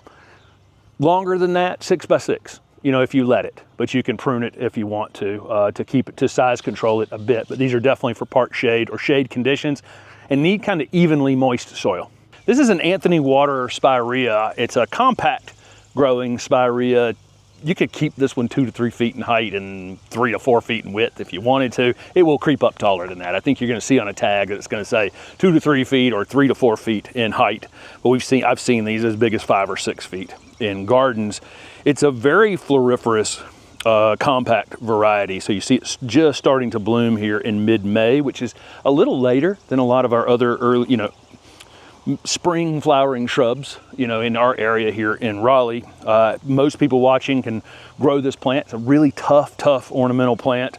Comes into full flower with these super bright pink clusters of flowers. Actually, honeybees absolutely love these. I don't want to say pollinators so much as just honeybees. I see all over these when they're in full flower. Great little low maintenance plant. This is one of those planted and forget it kind of plants. Has good fall color, good compact habit, incredibly cold tolerant, all the things you'd want in an ornamental plant, with virtually no maintenance to it whatsoever. If you want to, it blooms on new growth here. You can prune this thing in the dead of winter, and keep it more compact. And that little bit of pruning you do on it will keep it fuller, you can see the end of every single piece of new growth on this plant has flowers on it. So any pruning you're doing on it in the late winter is going to flush it out and have more flowers on it going into spring and summer. Good fall color on it in northern areas here in Raleigh and warmer areas. They tend to get a little worn out over the course of the season, so we don't get as much of that. One other note on the flowering is if you prune this after it flowers, you can get an additional round of flowers. It won't come back into quite as full flower as it does here in the late spring, but you will get additional flowers on it throughout the summer. This is Mahonia eurybracteata, which is not an easy word to say at all, but this is the Mahonia that has kind of a soft foliage to it. We know a lot of Mahonia species are, kind of wicked to the touch, but this one has this soft texture. This variety is called Narahira, even another word that's not the easiest to say. This one, think about this one as like soft caress, but slightly bigger growing. So where you can keep soft caress somewhere in that 2 to 3 foot range, this one's going to be more like 3 to 4 feet in height ultimately. These bloom in the wintertime with yellow flowers, and pollinators absolutely go crazy for them if there happen to be pollinators out. If it happens to a line where it's a warm enough day and you have honeybees out flying, honeybees will find these. So it has that showy foliage at that time, or showy flowers at that time, and then it flushes out in the spring with kind of a burgundy hue to the new growth, and then settles into a dark bluish green. So it has this kind of really interesting, I mean, as you can look through there, I don't know if it'll show up on the camera, there's a lot of color in that. You know, even though, you know, you would say this is a green evergreen plant, right? But it has blues and burgundies and several different greens in the growth on that plant. So I find it always looks interesting to me, and it's got this same soft texture, soft caress. So again, if you're looking for one that stays a little more compact in your part shade conditions, soft caress would be the one. If you've got space for something to get a little bit bigger, Narahira is definitely one to look for. This is green velvet boxwood. This is actually a hybrid between Buxus macrophylla, or the little leaf boxwood, and Buxus sempervirens, the common boxwood or European boxwood. Really great compact plant, and you can see this group, how they're just like clones of one another. They really don't even need to be pruned a whole lot to accomplish this, and I can't actually see where, I can see where they were pruned once last year. So one time, it looks like to me one time pruned, and they're this compact and this kind of identical to one another. On a tag, I think you're gonna see green velvet getting 3 to 4 feet by 3 to 4 feet. Ultimately, it would creep up bigger than that if you were to allow it. But these can be kept as balls, be sheared into more upright shapes if you want to. A real boxwood. I mean, look at this thing. This is, you would not mistake this for a boxwood in any way, shape, or form. The beauty of green velvet, and a lot of them, when you're looking, you know, up in the north, some of the boxwoods will change color during the winter time. They'll lose the green and go to kind of a rusty kind of color during the winter time. Most of the ones that have green in the name have been named green because they keep their color during the winter time. So green velvet is an example of that, where it's going to stay this color 12 months out of the year. But what a great little formal plant. And we use some formal plants in our very non-formal garden just to kind of settle the eye here and there. This is Buxus sempervirens Cephalotaxus, which is the dwarf English boxwood, or it's the compact dwarf version of the common boxwood or European boxwood. These typically, you know, you can keep these 3 to 4 feet kind of permanently in the garden, or 2 to 3 feet permanently in the garden. These were grown as balled and burlap plants in a field somewhere, and then they were container planted here. If you're getting one this big, it's probably going to cost you a bit on an English boxwood. These are I guess the boxwood, right? These are the super slow growing, very valuable, you know, boxwoods that we can turn into. These have been turned into obviously a little Christmas tree shape. You can have them as little round balls. You can do pretty much any shaping you want to do to these. I will say that the best time to prune these is after your last frost. You know, normally I would be recommending a lot of these leafy evergreen things to prune them in the late winter before they're starting to wake up, but these grow pretty much immediately when you prune them. So our average last frost date's like April 15th here. If I prune this on March 15th, it's warm enough that it'll start growing, and those tender shoots are very sensitive to frost and freezes. So be careful with that. Wait a little later to prune these than you would other things. Also, because of boxwood blight and other issues in these are not one I'm going to allow other people to come to my garden and prune. Okay, I want my own pruners on these. I want to clean those pruners occasionally, keep them nice and sharp if you're doing formal shapes and that kind of thing, and just in general protect these from kind of outside potential issues that they could get. But you know, when we're talking about traditional gardening, you know, there's no plant that kind of defines that more than the English boxwood. This is a Cephalotaxus called Duke Gardens, and it was actually discovered at Duke Gardens in Durham, North Carolina, as a sport of Fastigiata. And this is a really compact form of this plant, and you can keep this one 2 by 2 if you want to in your garden, or maybe up to 4 by 4 in the future. Really nice growth habit on it. Starting to put on some new growth here at the beginning of April, which is always super showy. These are fairly soft to the touch. They're dry shade tolerant. This is a male. Duke Gardens is only male, and so you're not going to get the fruit on them. If you've ever seen the fruit on the plum yew, it's super, super interesting. But this one's not going to have that, but it has this great, super compact habit. And probably everybody has this part shade or shade spot where they need something that's compact and low growing and is drought tolerant and kind of an easy plant in the shade that you don't have to do a whole lot of worrying about. You know, if you get leaves drop on it in the fall, you pull those off, you fertilize this thing once in the spring, and you know, with an organic fertilizer, and that's about the maintenance you'll have to do to this. If it gets a little wider or taller than you want, you can shear it in the late winter, early spring, and then it'll put on all this super, super interesting, soft new growth during the growing season. This is a Thuja occidentalis called De Groot's Spire, and I grew this one for years. It's a really interesting plant. It's similar to Emerald Arborvitae, which is available literally, it seems like everywhere. This one is a little less available, but I think it has probably a little more usefulness overall than Emerald because it stays overall narrower. So it has a little more upright, narrow habit than Emerald Arborvitae does. A little less soft textured. I mean, it's still super soft to the touch, but Emerald has, you know, is really, really soft textured. They can get, you know, I've seen these as tall as 18 feet or so, but typically, you know, in gardens, we'll see these over about a 10-year period of time, probably around 12, 14 feet, something like that, with a narrow habit. They can be sheared to be really narrow, but even if it's not sheared, it's going to be 15 feet tall and 4 feet wide, something like that.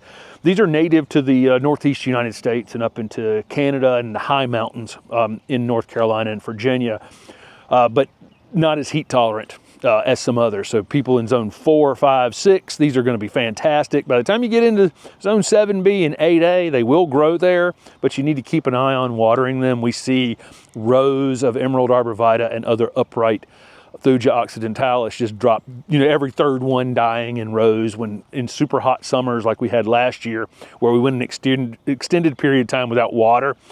Top couple inches gets dry, you need to water this plant for sure. This one's got a little bit of thinning on the interior. This is kind of normal in the fall. I like to point some things out in these little short videos like this occasionally, that if you see that interior thinning a little bit in the fall, that's pretty normal. The new growth will come out in the spring and cover it right back up.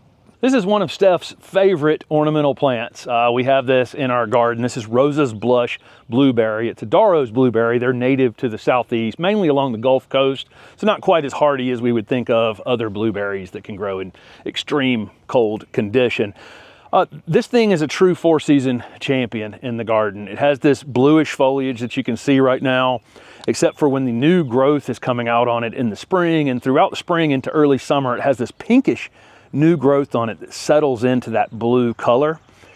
These were so small that they did not flower this year, but typically right now as we're filming this in May, the berries would be forming on them. So they flush out pink, then and have white pendulous flowers just like other blueberries during that, you know, that spring period of time, and then they form a very small, very edible a blueberry. It's not what you would see commercial blueberries at a grocery store. They're much smaller than that.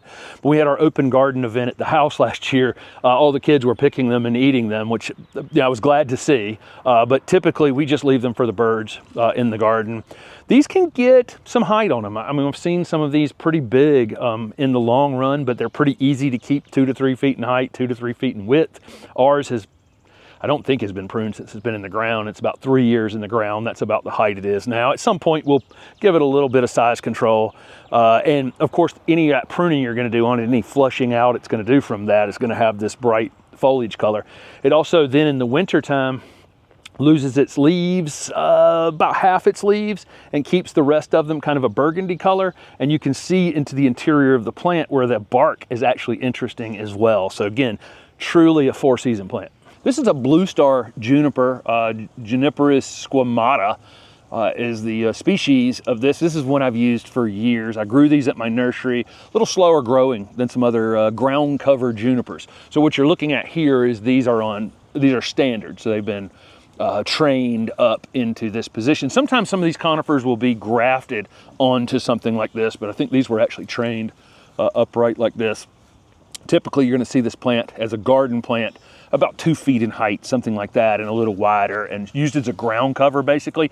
Not in the ground cover sense of like blue rug or blue Pacific that crawl all over the ground, but more as a very low, compact, very, very low growing compact shrub. Almost, but they will get, again, they will get wider than tall in time. And you can see this is the growth habit. This is the actual normal growth habit, but typically it's down at the ground level. But this one's been limbed up into a tree. These are probably, I don't know how much you would pay for one of these at retail. I actually want to take one of these home to the garden. What I like about this species is it's kind of softer. A lot of junipers are fairly prickly, but these are not. These are hardy in, I think, zone 4 to 8.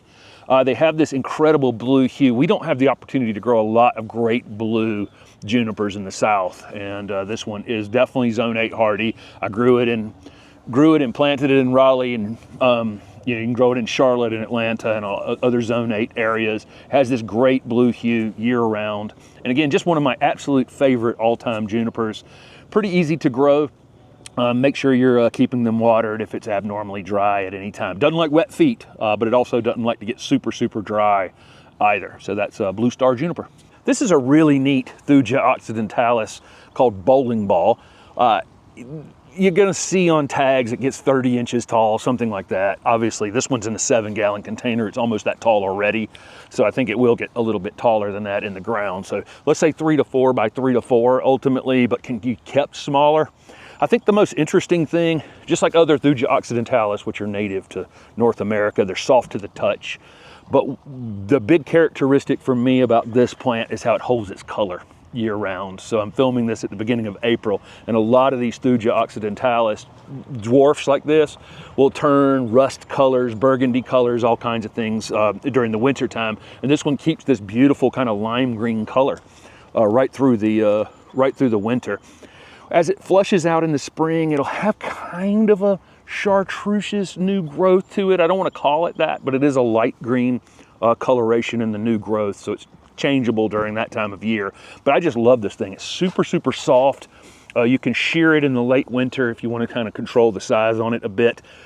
Not a great plant at letting you know when it's dry. And so this one is definitely one. If that top couple inches of soil is dry, you definitely need to be watering this plant to keep it in good shape. Super, super cold tolerant. Almost everybody north of, I'm filming this in zone 8A, everybody north of us can definitely grow this plant. If you're in zone 8, you definitely want to keep an eye on the watering and maybe have it in some place where it gets late day shade. Early morning sun, midday sun, late day shade is probably the ideal place for this. This is a really cool holly. This one's called Miss Patricia. It's a latifolia hybrid.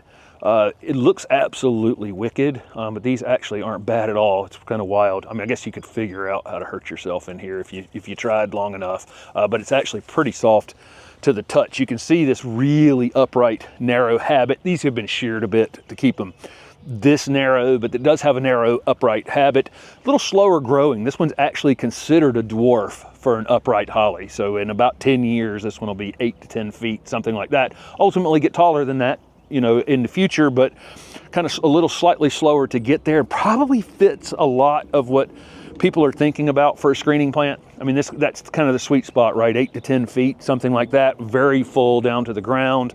It gets white flowers and red berries, just like any other. This one was, I think, from a breeder down in Sims, Alabama. There are a lot of nurseries down in that area.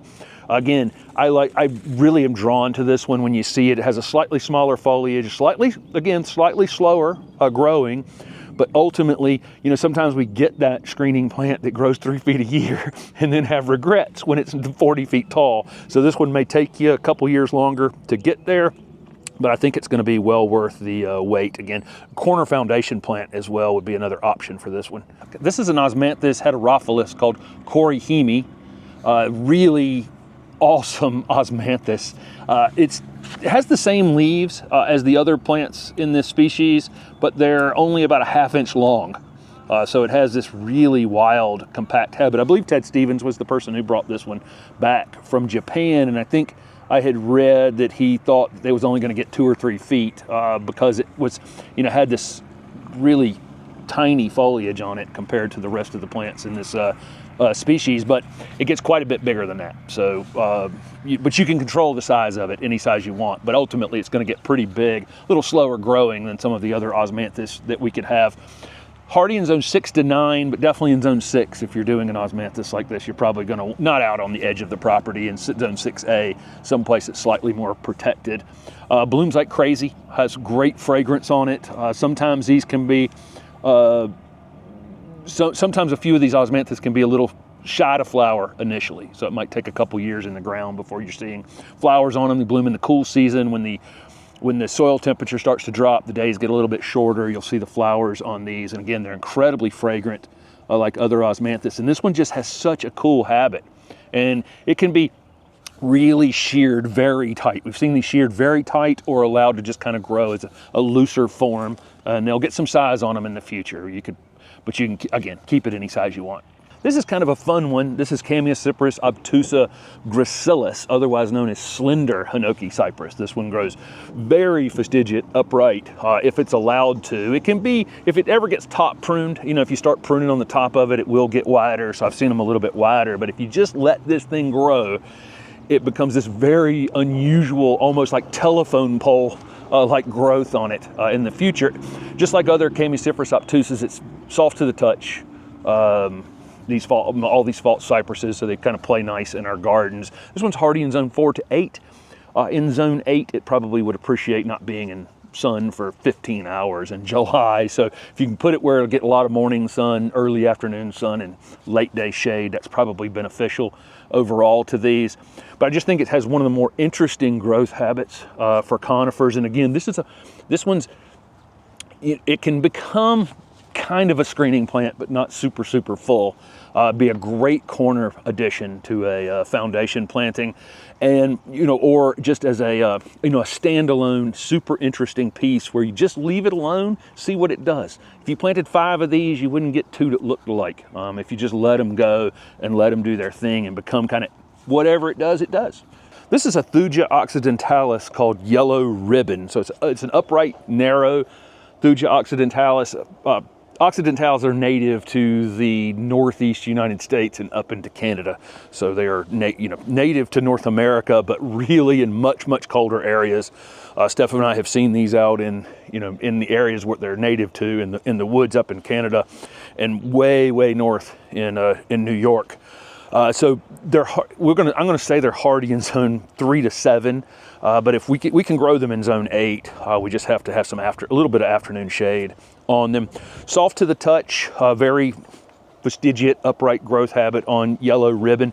Similar to highlights. So if you saw highlights, they're going to get similar growth habit. I think highlights gets taller though. This one's I've seen this one, like 8 to 10 feet in height, something like that. So, but probably going to get bigger than that. There's no off switch for these conifers, so I'm guessing it's going to continue to add height. But I think you could hold it 8 to 10 feet, maybe 3 to 4 feet in width down at the bottom. It has this new chartreuse color anytime it's actively growing. So here we are filming this right at the beginning of April, and it's starting to put that new growth on, and you can see how showy it is, and it'll be like this all season long. This is a Chamaecyparis obtusa called Viburnum, a really neat pyramidal shaped gold conifer. So it's soft to the touch like we would expect from other false cypresses like this, and kind of has a bit of a contorted, interesting new growth habit on it, where in all the new foliage there has this kind of chartreuse coloration to it.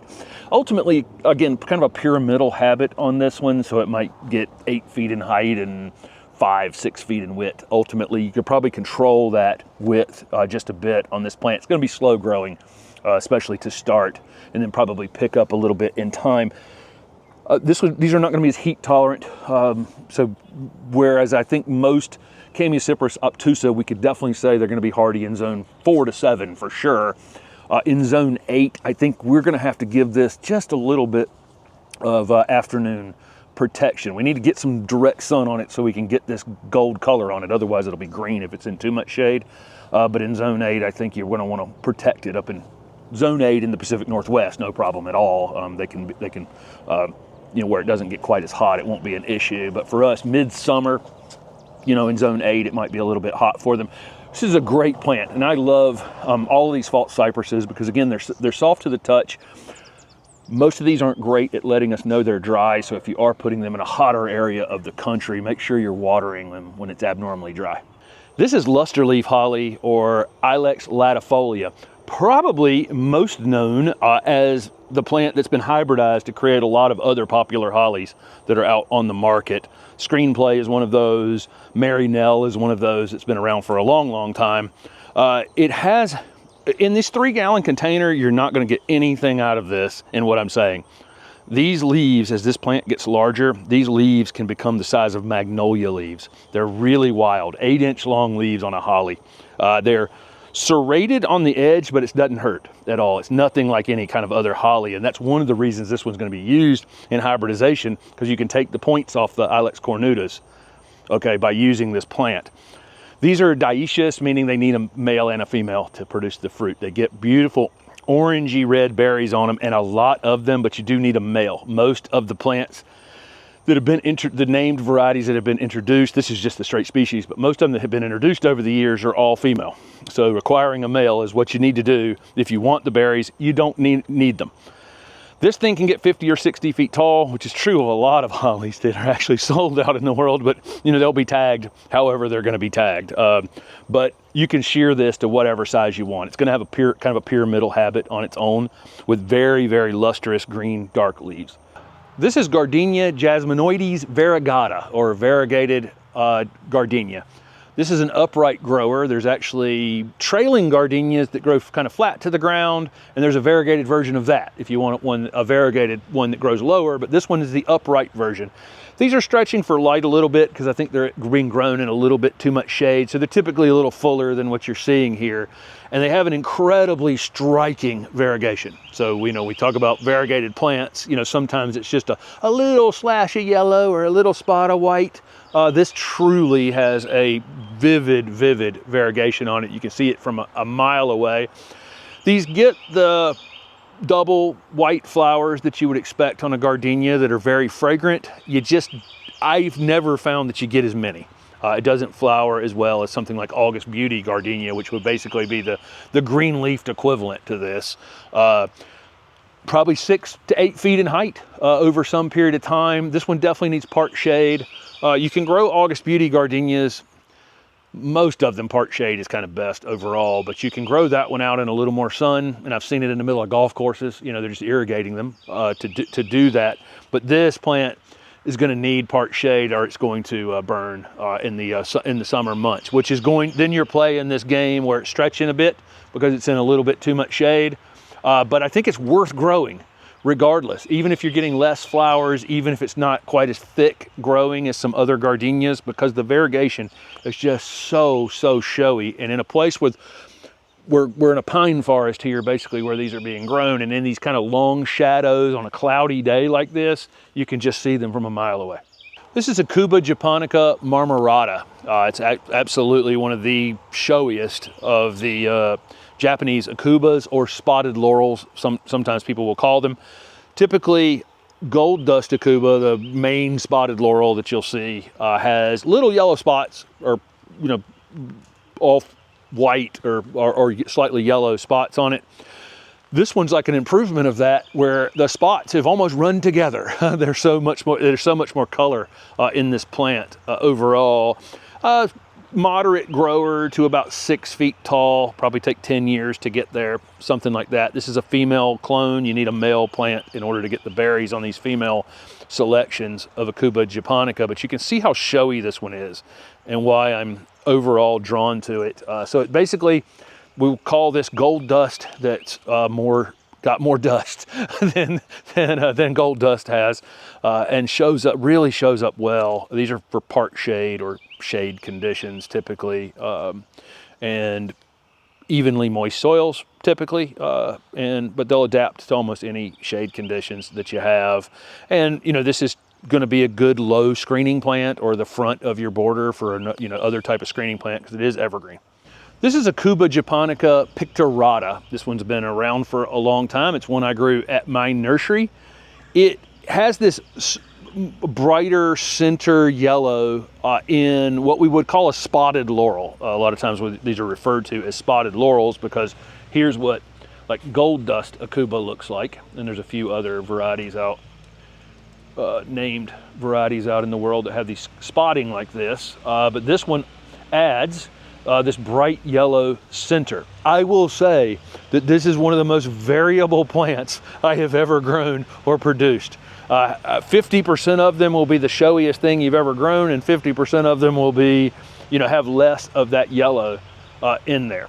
So I don't know, you know, again, there's some variability here. So if you have, you know, if you're looking at this plant, you might want to go ahead and select for one that, you know, while you can, it has a little more color in it. That doesn't mean it's going to completely stay that way. The next branch that comes up may be more just what gold dust Aucuba or spotted Aucuba. These are part shade or shade plants. They would prefer kind of evenly moist soil, but they will adapt to dry shade pretty well also. Most of the named selections out in the world are female selections, and you need to have a male Aucuba if you can acquire one to get the berries, the beautiful red berries that they form as well.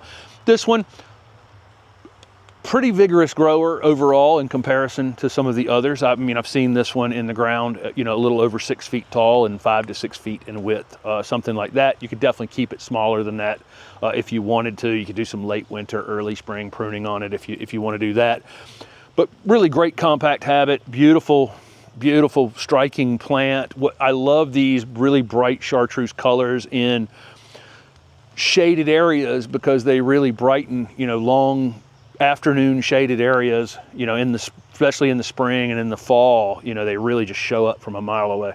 This is Aucuba japonica limbata. Limbata has actually been around for a long time, since the 1800s this one was introduced, but it has not been the common one out in the world. Mostly it's gold dust and a few other Aucubas that are prevalent in the horticulture industry, because this one's pretty slow to root and pretty slow to grow. It has so much yellow in it that it kind of slows the process down. We're at Swift Creek Nursery today, so if you're a garden center or somebody and you want to have this one for your customers, this is the place to get this particular variety of Japanese Aucuba. Really incredibly showy. I mean, we're under he's growing these in the understory of some pines here, which is kind of the perfect place to grow Aucuba japonicas, and we could see this one from across the nursery. It's just so incredibly showy. This is a female clone, which could get the red berries if you had a male Aucuba near it. So keep that in mind. We won't get the berries without a male nearby it. Fantastic plant, let's say 4 to 5 feet by 4 to 5 feet. They would prefer kind of evenly moist shade conditions, but they can adapt to some dry shade in time. Just keep in mind when you first put them in the ground, you're going to need to give them some water until they do get established. But we go to some gardens that I would consider dry shade gardens that have great Aucuba collections. You just got to get them established first. But what a beautiful compact selection of Japanese Aucuba. This is Hydrangea macrophylla wedding gown. This is a big leaf hydrangea that has white flowers. They're in kind of a dome shape, and they have double flowers out on the edge, and then another kind of row of interior flowers that are non-sterile flowers right in the center, making a really interesting presentation. The flowers start off with a bit of a green hue to it, and then develop into whiter and whiter shades as time goes on. Very compact growing habit on this variety. I think this one won a Royal Horticulture Award in Great Britain. It's a fantastic plant. Again, compact growing to 3-4 feet in height, something like that. Let's say 3 feet in height, but a little wider than tall. Perfect little low doming habit. This one blooms on old and new wood, and so it's just getting started blooming here in early June in North Carolina, and it will continue on the new growth to flower until fall. Really, really great Hydrangea macrophylla, and there's so many named varieties out in the world that they've got to be unique in some way in order to, to really have a conversation about them. There's so many blues or pinks or you know, they're seem very similar in habit. This one is truly unique. The flower presentation's unique. Blooms on old and new wood. Has a really compact habit. Just a great overall, all-around plant. We do need part shade on this, especially the further south you go. You need more shade on it. As you go further north, up into like zone 5, you could put it out in a little more sun. This is Het's Midget Arborvitae occidentalis, which is our eastern arborvita, native to the northeast United States, up into Canada, really north of Pennsylvania. So this one is not the most heat tolerant plant in the world for sure, and needs to be kept moist during dry times if you're trying this like in zone 8, where these are actually being grown. So these are hardy in zones 3 to 8. This is obviously a globose or round form of eastern arborvita. Most of them grow more pyramidal, like emerald arborvita would be an example of that grow big and tall and narrow. This one is a slow grower, but will ultimately reach 3 to 4 feet in width, 3 to 4 feet in height, just kind of as a perfect round ball. You can shear it in the late winter and keep it smaller than that. It's going to be years before it gets there. This is one of the slower growing. There are a lot of these globe form eastern arborvitas. A lot of named ones. This one's been around for a long time. It's one of the slower growing ones. You can see in this 3-gallon container, it's probably got a few years on it at this point. From a rooted cutting through a gallon container and into this 3-gallon container or 10-quart container that it's in. So I like this plant. I like slow growing plants. I like to watch plants grow, number 1, and number 2, I don't need it to race to 4 feet, because if it races to 4 feet, it's likely going to race to 8 feet. And you know, that's just kind of the way plants grow. But anyway, soft to the touch conifer. If you're in southern areas, you're definitely going to want to monitor this plant, or anywhere for during dry times. It needs pretty continuous irrigation in order to have it in our ornamental gardens. But again, definitely worth it. Soft to the touch, easy plant. Deer will definitely browse these. If you have a heavy deer population, some of these eastern arborvitas are right at the top of their list for munching on during the winter months.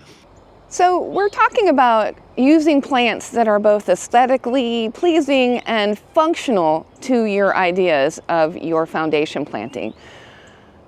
One of the aspects of that is safety. So you really don't want to pick plants that grow so tall that they obscure your views from your window. Additionally, you don't want to put plants in front of walkways or in front of porches where you can't see out at things that are going on beyond that space. So make sure that you're picking plants, and this video of course will help you with that, that will not obscure views for you. If it's a pathway or a walkway in front of your foundation plants, make sure you're using shorter things with that, so you have a level of vision all around the front of your house. It's really important with plant selection to take that into mind. This is a Foster holly, and I've been 39 years in this business and been selling these and growing these in some capacity the entire time. They were actually introduced back in the 40s or 50s down in Alabama. It's a narrow foliage, much narrower than some of the other upright hybrid hollies. It has a spine, but I mean, in comparison to other spiny hollies, this is nothing. So this is one of the reasons I think it gained a lot of popularity for a long time. There's not as many growers growing it anymore because there's so many new introductions over the years, but that doesn't make these any less worthy of our gardens. Upright habit, as you can see. This one's obviously been sheared a bit. Kind of a little bit of a slow grower to start, but can gain some speed in time. These can get as tall as 30 feet, and we've seen them that tall. They can sometimes be pruned up into small trees. While they'll take the full sun, they'll also take, and you'll get the best berry production in the sun. They will take a little bit of shade as well. Fantastic screening plant. These are one of the rare hollies that the female plant is capable of producing berries without a male. So that's one of the things you're always going to almost always get red fruit on this plant. I think it's Ilex X attenuata or something. They call this the Foster group, but we always called them Foster number 2. So we had the number 2 from the group. I think this is what it is. But there were more of these, I guess, when they were initially released. But the one I've always been familiar with and always grown, we've referred to as Foster number 2. Great plant. I think it's kind of underused at this point. I think sometimes we find something new, move on to the next thing, and we leave some plants in the past that didn't really have a real reason to be left in the past, because I like the fact that this thing, I can get out and keep this as a Christmas tree, and it's spiny, but it's nothing in comparison to other hollies, and it's always going to fruit, and I don't have to worry about having a male or a female plant or anything else to have it fruit. Foster holly. This is a crimson pygmy barberry, very common plant out in the horticulture trade. This is a dwarf barberry, Berberis thunbergii, which is Japanese barberry.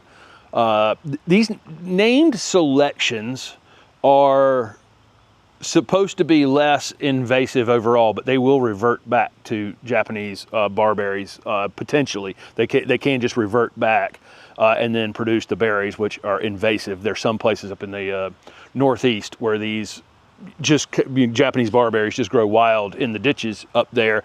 We don't have that invasive problem here on them in our area of North Carolina. And this one is an extremely popular variety. You can keep this 1 to 2 feet in height, 3 to 4 feet in width. You can see all the new growth comes out on this plant in the spring with this incredibly vibrant color, and then the middle of the plant kind of settles back into a dark green color, and there's a transition colors in between. It's incredibly showy plant. You'll see Rosy Glow is another one that you'll see out in the trade. It has a little bit of a variegation and gets much taller than this one. I think when people are shopping for these, this is probably the better just overall ornamental plant, because it just has this neat compact habit. It'll get taller than 2 feet in height if you just let it. These plants don't read the plant tags, and so it'll mound up just a bit more, easily pruned and kept down. After they flower in the spring, if you do some pruning on them, then you could perhaps keep the the seed count down on them. The other thing is the birds will take some of the seeds as well. But again, want to point out in these videos, very common ornamental plant, very beautiful. I think this won one of the Royal Horticultural Awards years ago. I mean, it's a great, really, there's a reason people plant these. They're tough ornamental plants. They hold up in the full sun. They're drought tolerant. They're all the things you'd want in an ornamental plant, but in some areas of the country are potentially invasive. This is one of my absolute favorite Encore azaleas. This is Autumn Royalty. It's also one of the best-selling Encore azaleas, and there's a reason for it. It's got a really great compact habit, has these really large purple flowers on it, has a similar growth habit to Formosa azalea, which is an old-fashioned azalea that blooms in the spring with these large purple flowers. But this one does a trick in that it puts out some new foliage after it blooms, resets flower buds, and blooms again in the fall. And this one blooms heavily.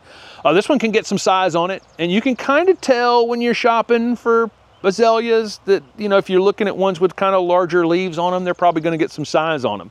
So this one, I think on the tag is probably going to say it gets 5 feet by 5 feet, probably a little bit bigger in time in the ground if you allow it to.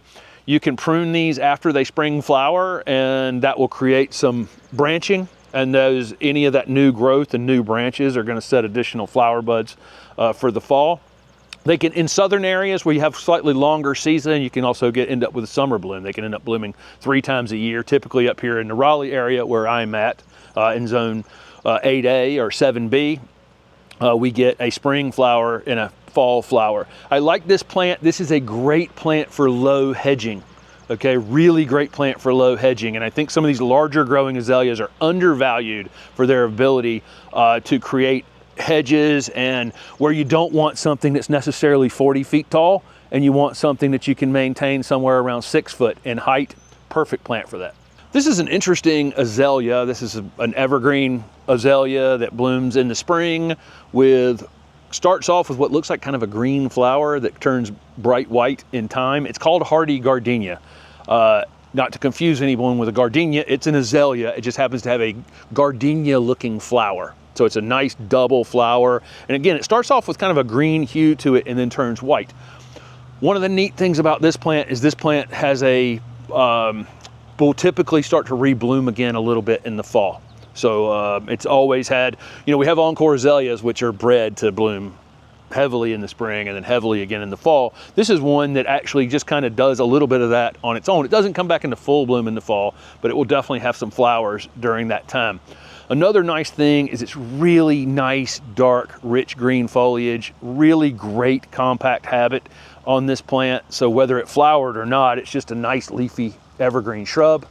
Really very little maintenance to do on this. After it flowers in the spring, if you need to do a little bit of pruning on it, you can.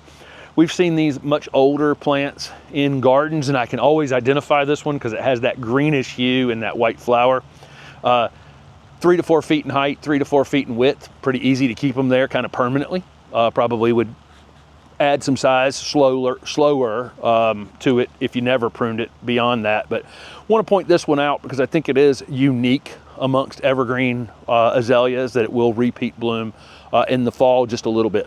This is a really cool boxwood called Green Gem. It's a hybrid boxwood, and it's a hybrid between Buxus microphylla, the Korean boxwood, and sempervirens, which is the common boxwood. We call it the common box or the European box. But you see this tiny little narrow leaves that it definitely picks up from macrophylla.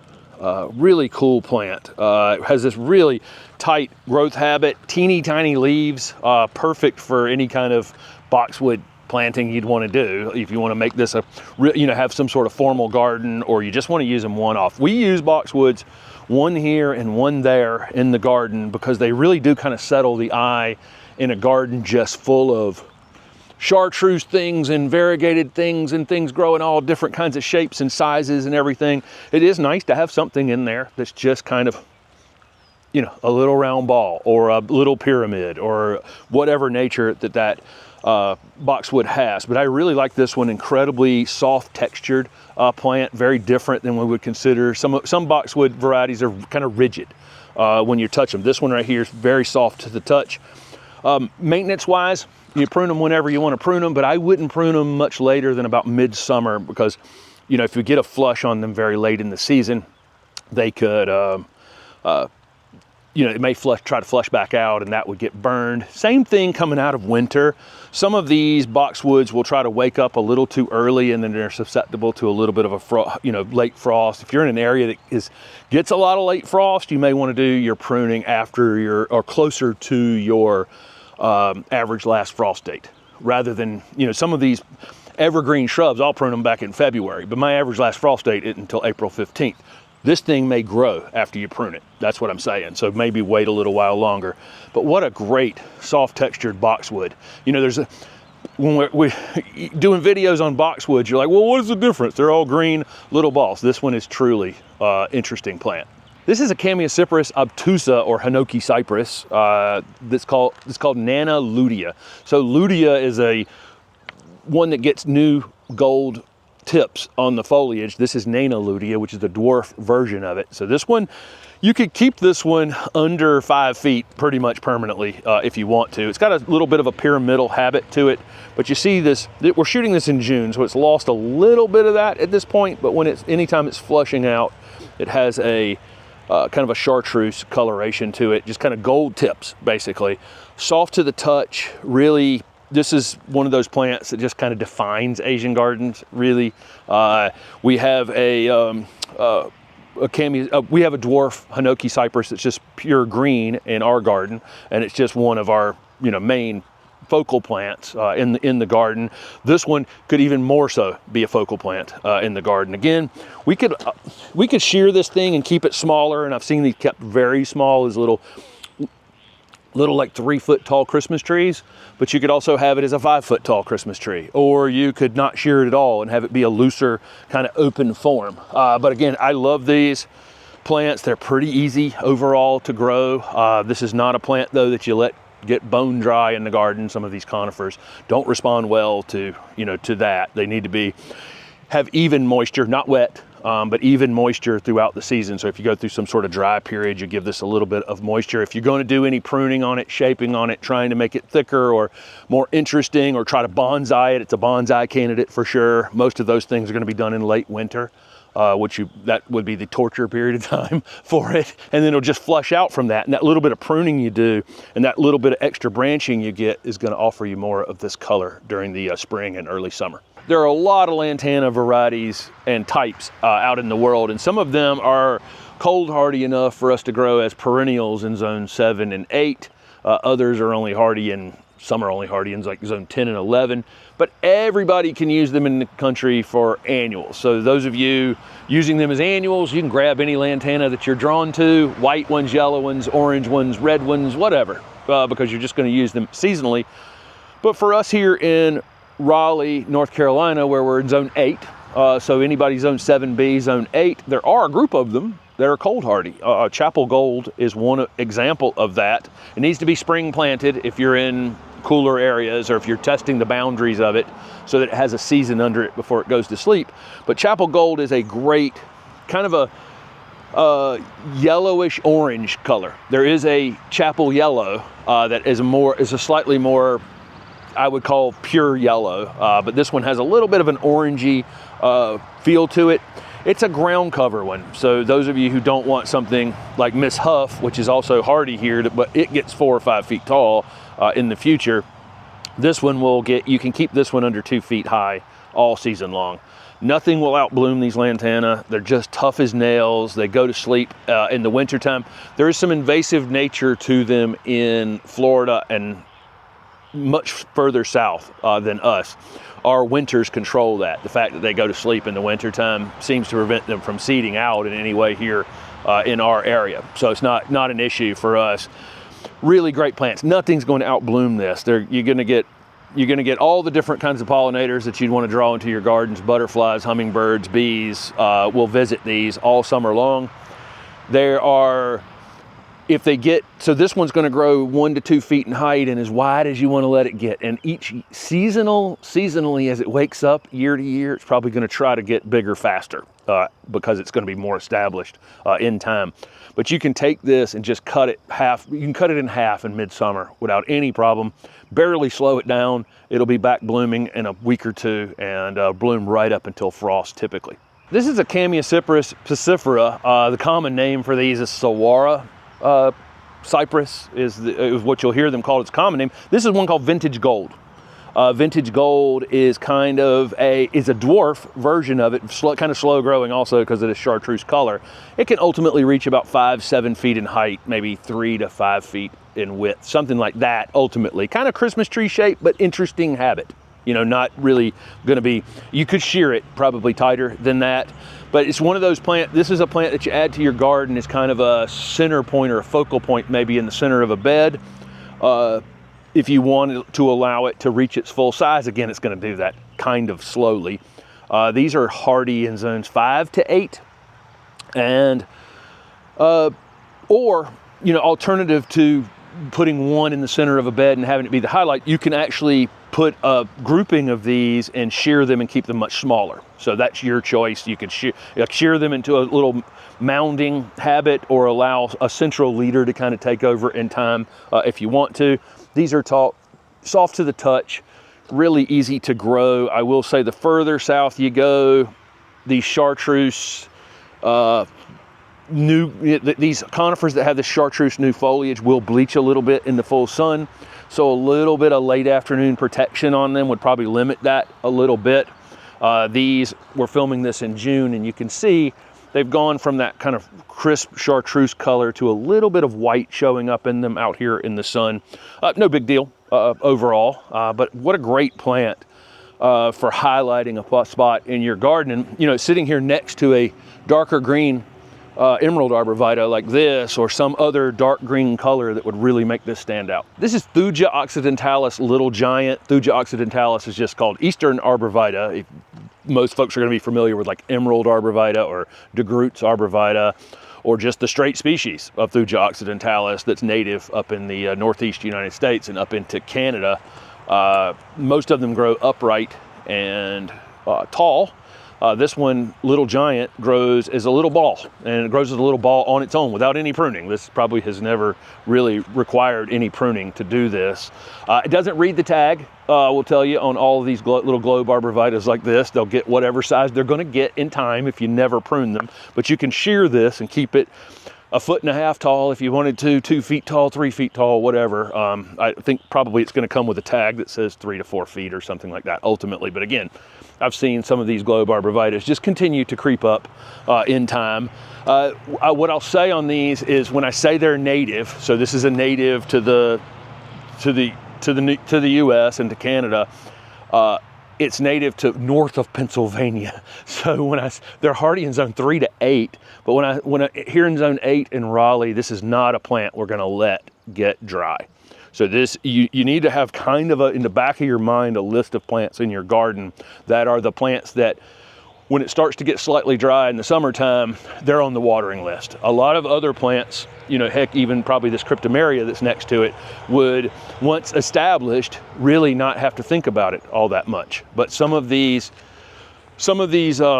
conifers that would probably like to be in slightly cooler areas with more consistent moisture, if they dry out, they'll get super, super thin in the middle. Once they thin out, it's really hard to get them to recover. Or in the case of Thuja occidentalis, which we see around the city of Raleigh, they just drop dead. And so keep that in mind. This is a plant that you'll want to continue to water. Outside of that, there's pretty much nothing to do with it. You can shear it in the late winter if you're trying to control the size. It's super soft to the touch. Really incredibly low maintenance plant overall. This is Chapel Hill Yellow Lantana. This is a good one for cold hardiness. So this one can grow from, typically we say zone 7 to 11. I think if you're in zone 7A, but you used to be in 6B, this may not be a perennial for you. These need to be spring planted in the zone 7 and zone 8. You can plant them anytime in zone 9, 10, or 11, but in zone 7 or 8, we need to get a season under them to make sure they'll come back that next winter. They just need to be well anchored in the ground before they go to sleep.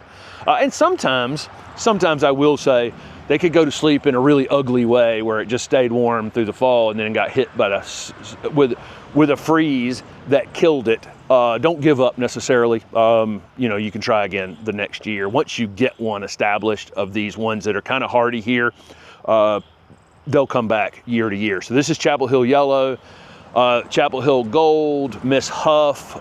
There are just a few that are cold hardy like this. And this is one of the better ones. This was kind of more of a pure yellow.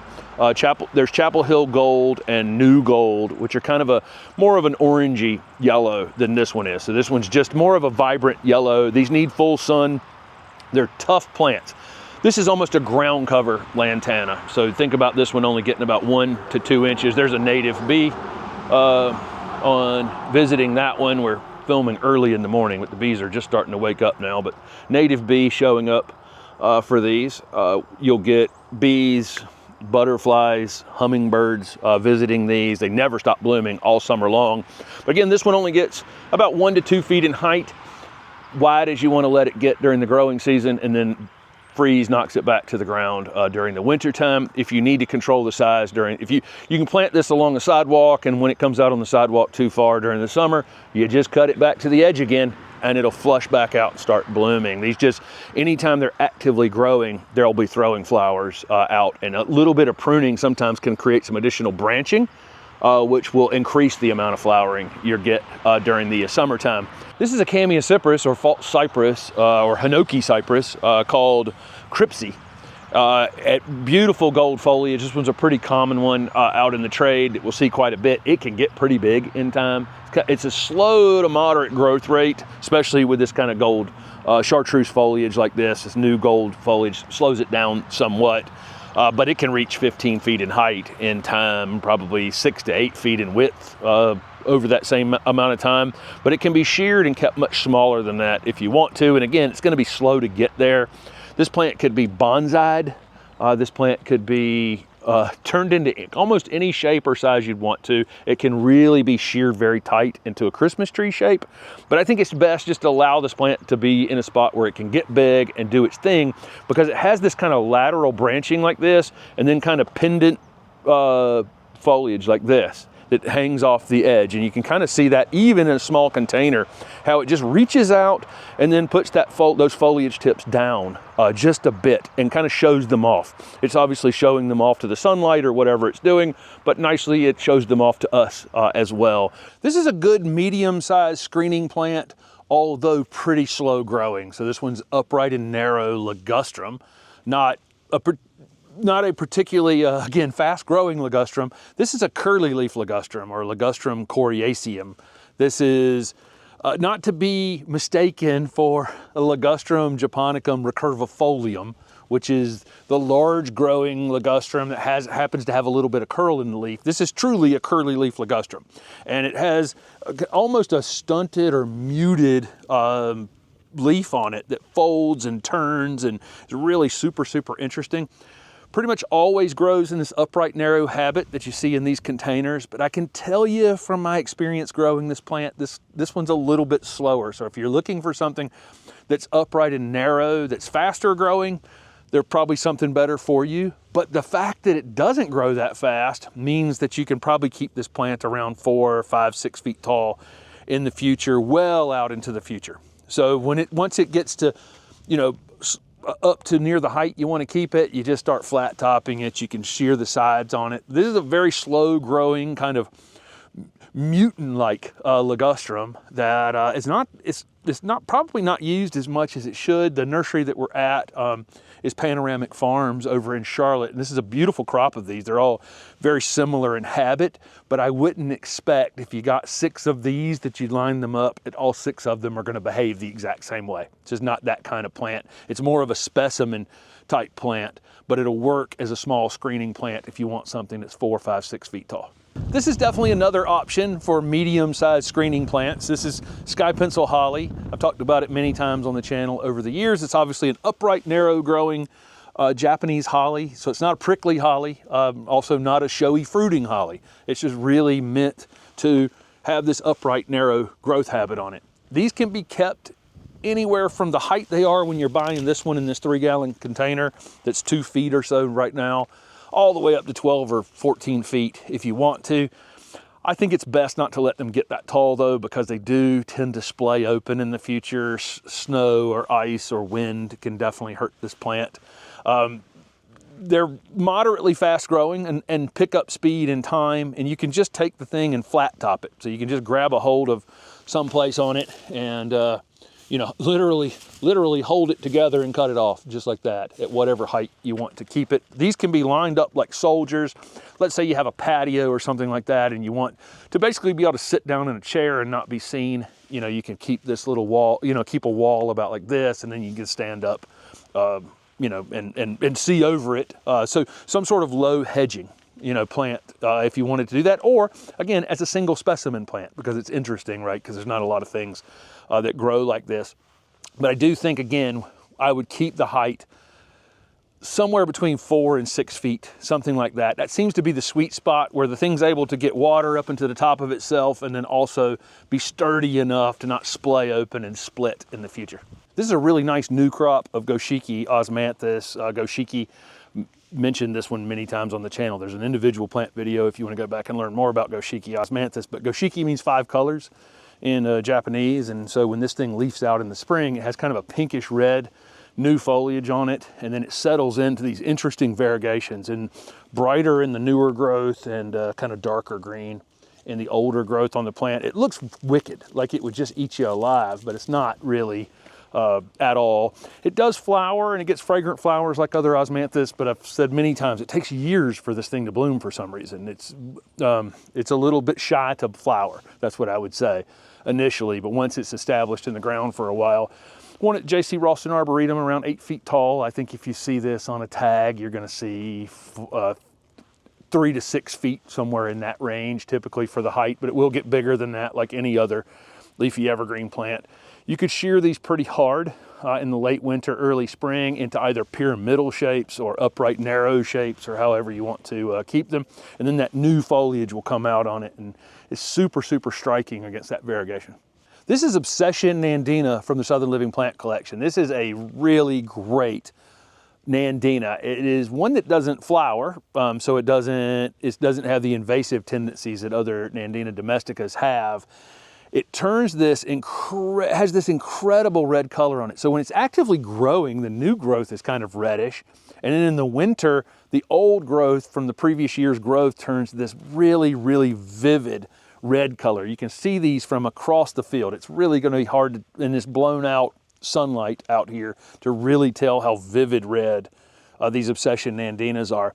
There's a group of Gulfstream that is going to be in the same video back here behind it. And if you could see the two of them side by side, you can see how much more color Obsession Nandina actually has than Gulfstream. Gulfstream's been around for a long time.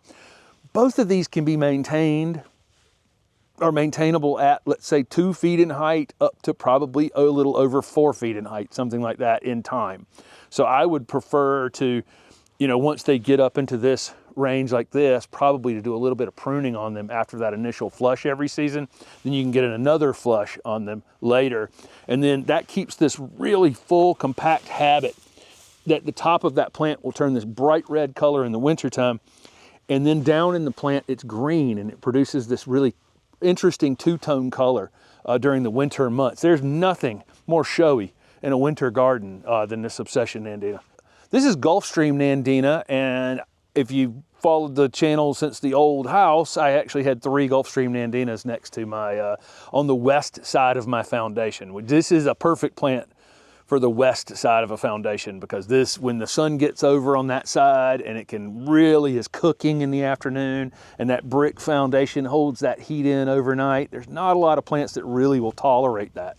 And Gulfstream Nandina would definitely be on that list. Probably in the same video, you're seeing Obsession Nandina, which consider Obsession Nandina and Gulfstream very similar in size and habit. But the Obsession Nandina, if you can find it, definitely has a little bit richer winter color than Gulfstream. Although this has good color on it. You're seeing, you know, this red coloration on the top of it, kind of a green coloration down in the plant. But again, Obsession is brighter, and I'm actually looking at some Obsession a little ways down the line right now that are definitely brighter. The other thing is, I've never seen Obsession flower. And so Gulfstream, I have seen it flower in the landscape, which means it has the tendency to produce some fruit, which could then be, you know, come up in wild areas and be considered slightly invasive. Nothing like regular Nandina domestica by any stretch of the imagination. No big clumps of red berries on them or anything like that, but I've seen a few on Gulfstream over the years. But this is a great plant. This is probably the one you're gonna see more at retail, maybe, than Obsession. Obsession is a patented one that's been selected for being slightly more compact and slightly better coloration, if you can find it. But again, Gulfstream is also a good one. It's a really tough plant for tough places. Here's a big crop of Sunshine Ligustrum. We're at Panoramic Farms over a little east of Charlotte today. They sell to garden centers and other places, but you can see how good of a grower David and his crew are here. This is an incredible crop of Sunshine Ligustrum. You see the yellow on them right now. They've got them under some shade, and they'll actually take them out in a little bit of sun before they leave here. They're best grown in part shade in a nursery situation, and then they're full sun out in our gardens at home. So there's some plants like that are weirdly tricky like that, where you grow azaleas in the full sun, old-fashioned azaleas in the full sun in a nursery, and then grow them in the shade at your house. Some are opposite from that. It's kind of weird. But Sunshine Ligustrum, great. I don't want to call it sterile, but it doesn't flower, so it doesn't produce fruit. So it's not like other Chinese privet in that way, and it has this gold coloration throughout the year. You can size control this thing ever how you want to do it. You want to make a 2-foot meatball, make a 2-foot meatball. If you want to make a 5-foot tall pyramid, make a 5-foot tall pyramid. Doesn't really matter at all. You can shape them and prune them however you want to, and it always is going to flush back out with this really bright gold coloration, which then it holds any part of this plant. And you can see these are in the shade, but where the sun's peeking around this corner right here, you see all the great color on them. So a little bit of sunlight, you know, direct sunlight on them just keeps this rich pop of color. I've covered it many different ways over the years on the channel, and you know, again, you can let them get 6 feet tall or a little more if you want to in the future, or size control it however you want to. But really great low screening plant, specimen plant, corner foundation plant, a container plant, all kinds of different uses you could come up with for something that has this kind of color year round. This is Lemon Lime Nandina. This is a gold or chartreuse foliage Nandina. It's really super compact habit, as you can see. In these containers.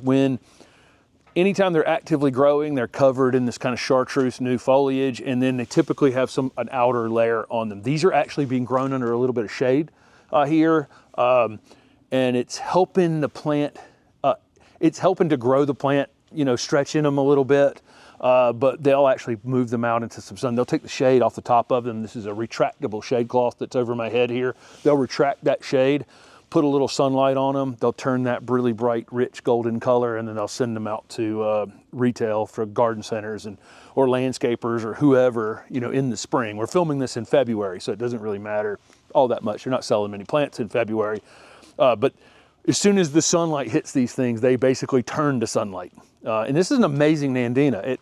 It doesn't flower, so it doesn't fruit, so it's not invasive. And I will say, this is what I'm going to say about lemon lime Nandinas. I think this plant requires 2 to 3 years in the ground to become a great ornamental plant. The first year I've had these, second year in the ground, first year, second year in the ground, nice ornamental plants. And then something happens to them once they get some real roots under them and they really start to get some mass on them, they become great ornamental plants. And we've seen that in several landscapes over the years where once they reach kind of a 3 foot by 3 foot size in the landscape, they really take on that great chartreuse color and keep that color kind of year round. Look at this color guard yucca in a big mass.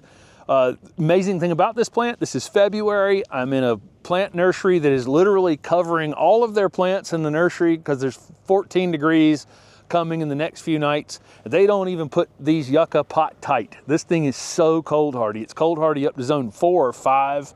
This is color guard yucca, and it's yucca filamentosa, and you can see the little filaments along the stem, and that gold center blade. The center of this blade has this gold color.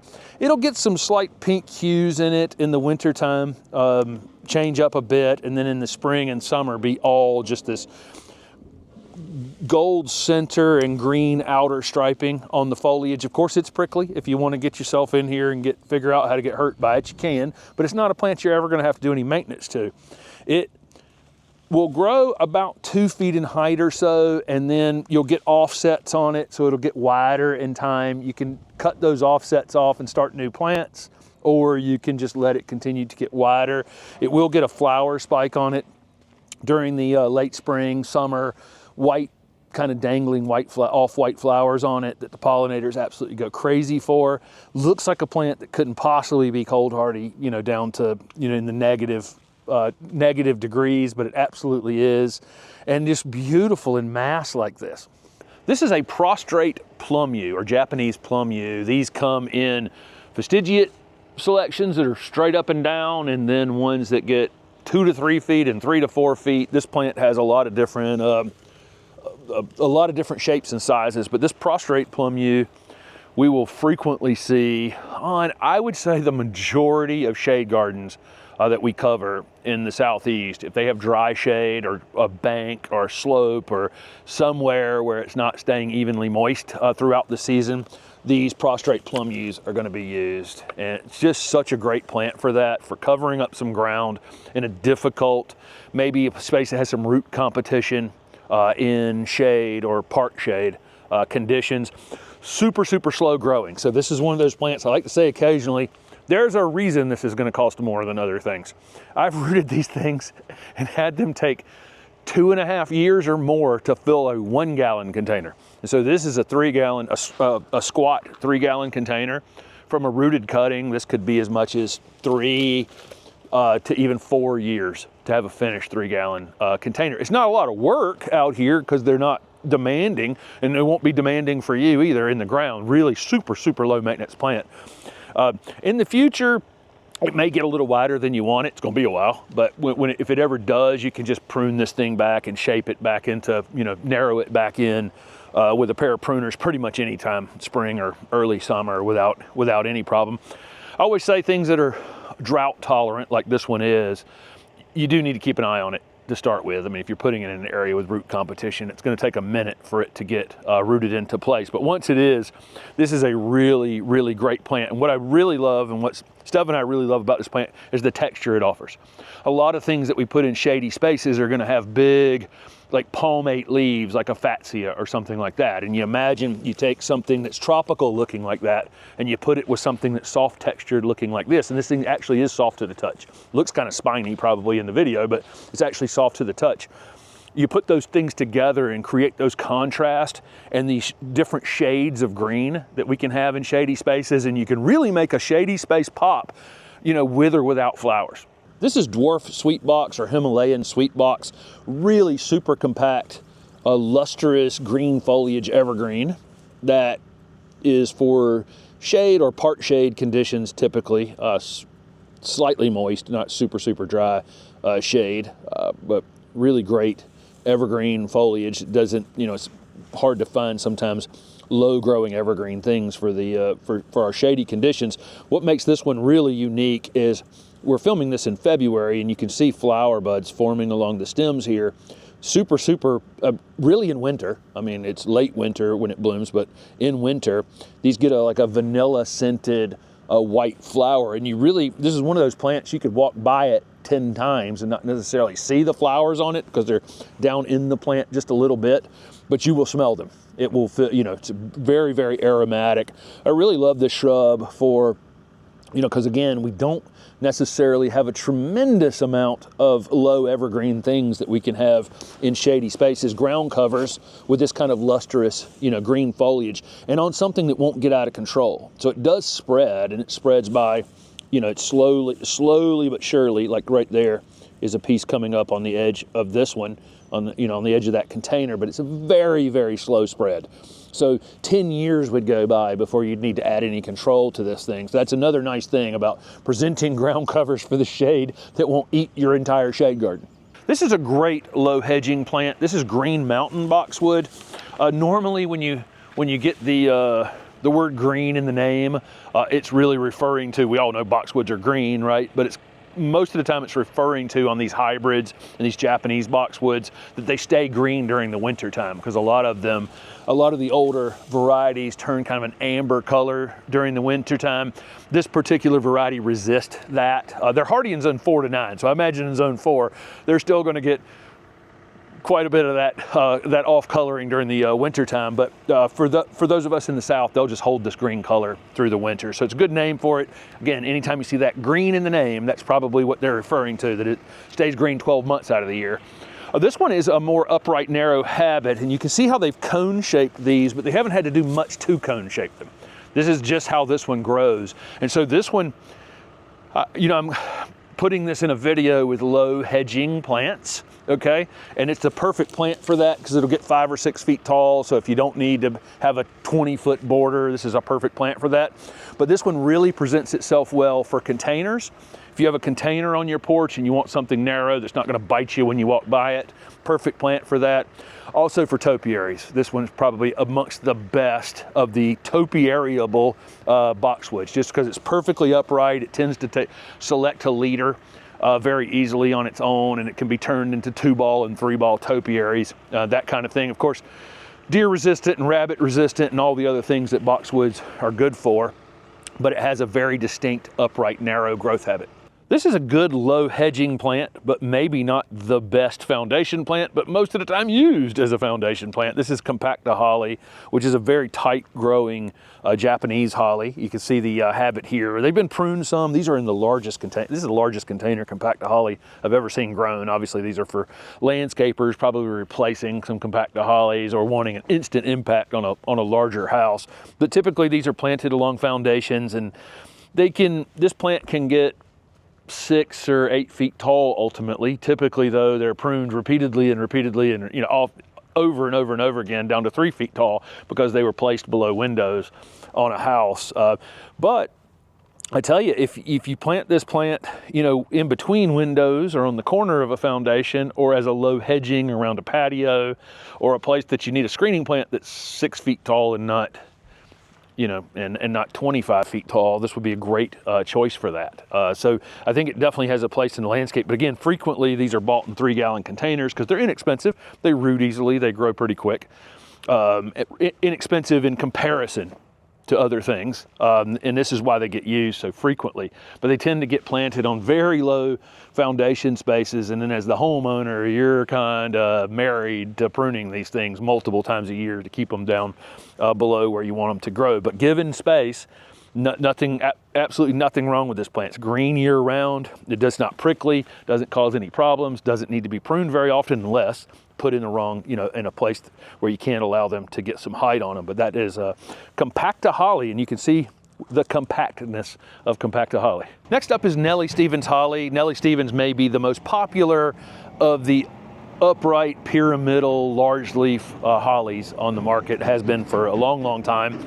There are hundreds of named cultivars of upright narrow hollies, and there are some ones that stay a little bit narrower than this. These have definitely been sheared to be super narrow, and I think if you're shopping for this in a nursery, you're going to probably think that this is the exact habit, but they actually grow naturally quite a bit wider, a little bit wider than this, so more pyramidal than upright and narrow, where like Oakland or oak leaf and that golden Oakland we have at the house more naturally grow like this one's been sheared.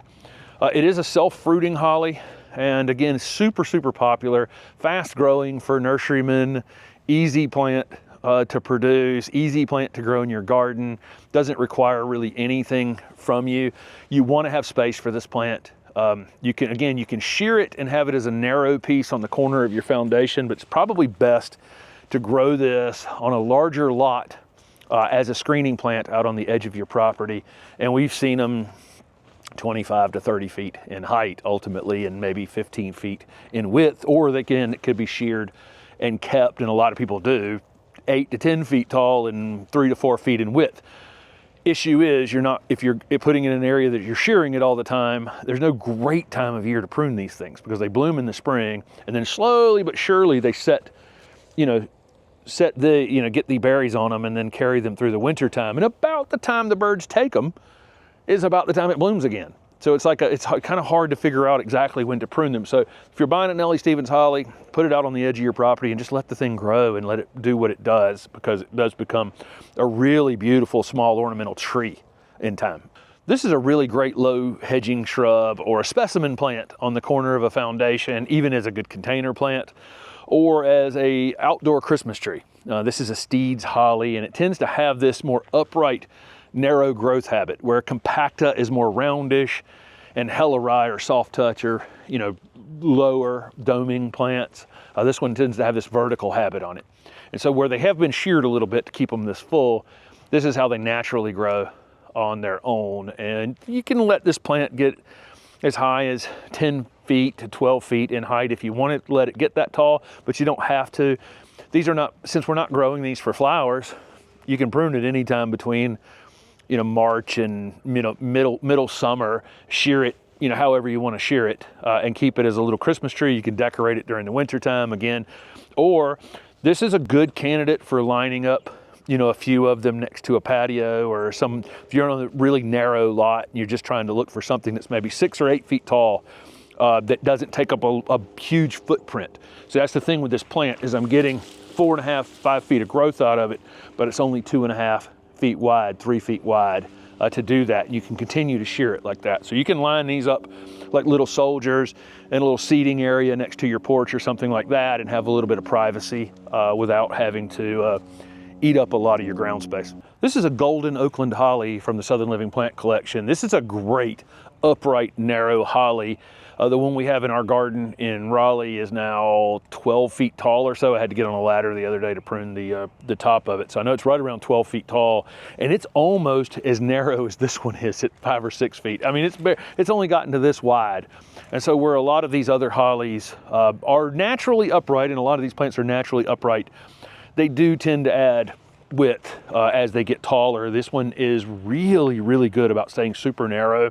I really like the gold coloration, the variegation in this plant. A lot of the gold hollies or variegated hollies, to me, are not great looking plants. Sometimes they just look like sick hollies, if I'm being honest, but this one just looks really fantastic, and it's a bright pop of color.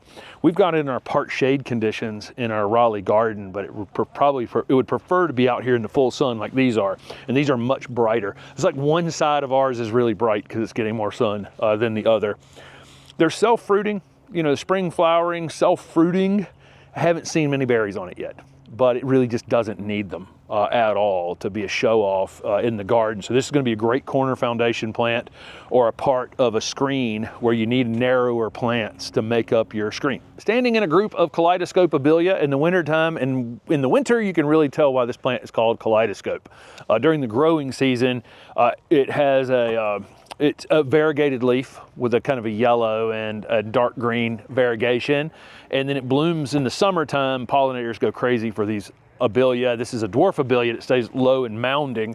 But then in the wintertime, kaleidoscope is the name, and this is what it does in the wintertime. You'll get these oranges, splashes of oranges and almost reds and all kinds of interesting colors. It'll depend on where you are in the country as to how much color you're going to get during the winter. These are hardy in zone 6 to 9. Zone 6, they'll thin out a little bit. They're not quite as evergreen, but they'll fully color up, almost purple, okay? And then as you get toward the more southern areas, it'll hold more of that just basic variegation that it has. I don't want to say basic, it's a beautiful plant in the summertime. I may lean toward liking radiance just a little bit more than this. It tends to stay a little more compact, tends to hold its variegation a little better year round, and it has a little less of the spiky growth that all of these dwarf Abelia get. And truly, all of these dwarf Abelia, in time, they're perfect little low mounds. They're 2 to 3 feet in height and 3 to 4 feet in width ultimately, but they'll start to get this spiky growth that comes out on them, and you have to prune down into the plant occasionally.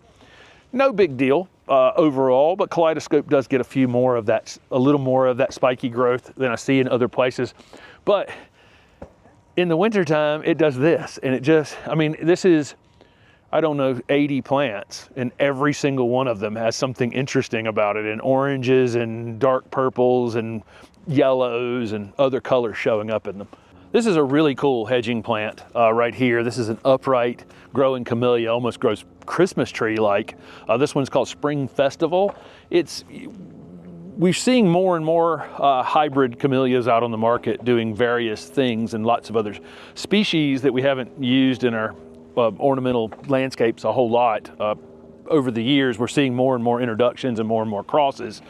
So you'll see that Camellia X, Spring Festival on this one. It is, I know it's a hybrid of Cuspidata, which is one of the species, Camellia species. Cupsidate or something like that, Camellia, I think is the common name for those. But this one has it was bred for a very, very upright habit.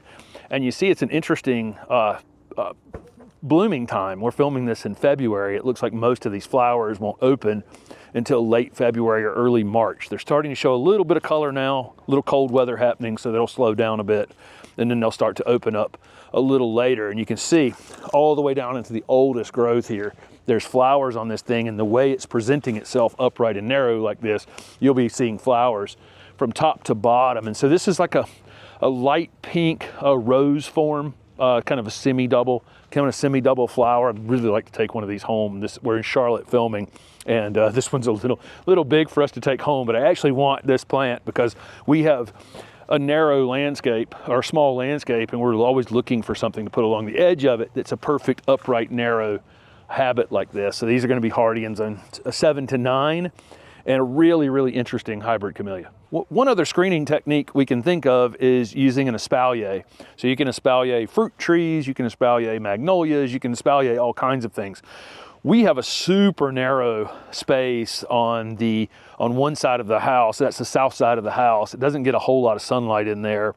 So we would need something that's pretty shade tolerant that we were thinking about putting on the side of the house. So we could get some height up on the side of the house without eating up what is truly a very narrow space beside the house, maybe less than 4 feet. So we could use an espalier like this. So espalier just means, forming it to the flat shape or the shape of something in order. So they've created a screen. This is a Camellia sasanqua, and the variety would be irrelevant. You can have any Camellia sasanqua, white flowering one, pink flowering, red flowering, bicolor flowering, doesn't really matter. Could be a Camellia japonica even. Camellia sasanquas I tend to see on these because they're a little faster to develop in a nursery situation. But this has taken a little while, to get started on here. But you could buy yourself a Camellia sasanqua, build something like this, and then you just form it to this in time. The other option would be you could fence on the side of your property, an open chain link fence or some other type of open fence like this, and you could grow something flat on it like that. So if you're missing the ground space to create a screen, this is an opportunity to do so. This plant will get 10 feet tall. So what we're looking at here, as I'm showing you, is something that's 2.5 feet wide and 3 feet tall, but you could do this on a scale that's 8 or 10 feet tall. We saw some Camellia espaliers on the side of a house on a video tour that we did a few years ago, and those camellias were 15 feet tall, just flat, completely flat up against the house. They were stunning, really, really stunning. So this is an option too. If you're in a super, super narrow space, there are plants that are adaptable to being formed into those really narrow spaces. Here's another pretty common screening plant in the southeast United States and out west as well. There's a couple other species that typically used in the west that are a little more drought tolerant, but this is Mackie podocarpus. And if you go down to a place like Charleston, you'll see garden after garden after garden screened off with these because they have this super upright, narrow tendency on their own. You know, pretty much all of the growth is heading straight up. And so if you're on, the houses are really close together in super narrow spaces, this is a perfect screening plant for that. Really tough. Where we think of a lot of conifers as not being heat tolerant, this one's kind of the opposite. It's not very cold tolerant, and it's super, super heat tolerant. Tolerant of coastal conditions and sandy conditions and just all kinds of conditions as long as it doesn't get super, super cold during the winter time. New growth tends to be a little bit lighter than the old growth and creates an interesting contrast. Typically, we'll see these growing in part shade conditions down in Charleston, but they'll take lots of sun as well. We have one called Romeo at the house that has white foliage on it, but it's very slow growing in comparison to the solid green forms of podocarpus. But this is Podocarpus Mackie. Again, it's just incredibly easy, upright, pretty fast growing evergreen hedging shrub. This is Florida Sunshine Alyssium. Our Florida Sunshine Alyssium at the house now is probably right around 6 feet in height, something like that. This is a great part shade or shade evergreen that's kind of ever yellow or ever chartreuse, I guess we'll call it. Really beautiful. The chartreuse color against those pink stems on this plant really, really make it shine. This is a plant that really lights up a part shade or shade space. And every time I film in our back garden, if this thing is in line of sight in the video, I'm getting questions about it because it just brightens up a kind of what would be kind of a shady, dark spot next to our shed in the back garden. The other thing this plant gives you is contrast. So here is an evergreen rhododendron behind it, another shade plant, right? And you see how these two things contrast against each other. So this is one of those plants that, you know, not only stands out on its own or in a small group or in a small hedging situation where you want something that's 6 to 10 feet tall, something like that. It's also going to contrast with other things that you put in that hedge with it. These are Purple Daydream Loropetalum from the Southern Living Plant Collection. This is probably the best of the dwarf Loropetalum currently. We've had ours in our garden for 4 years now, and it's 3.5 feet tall and 4 feet wide, and we've had to do nothing to it. I may do a little light pruning on it this spring after it flowers. Gets this frilly flower. It's in the witch hazel family, and it gets that little frilly. Most of the time they're pink, sometimes white on Loropetalum. This one's almost red. It has an almost red flower. We've paired this with a Miss Lemon Abelia at the house, which is a variegated Abelia, and it looks really, really good together. Also has some Everillo carex in the front of it, which is a small grassy-like yellow, grassy-like plant, and it really contrasts well with these purple plants. What I will say, with doing these purple evergreen plants, and we're shooting this in February, and you see this beautiful purple foliage, and then it's gonna flower in a few weeks, and then put on all new, really bright purple foliage the rest of the season. And it has purple all the way down through the plant, which is also new in these purple Loropetalum. They used to just have the purple on the outside and the green in the middle. One thing I'll say is it is good to have some sort of contrasting colors near them, because sometimes these darker colors can get a little lost in our landscapes.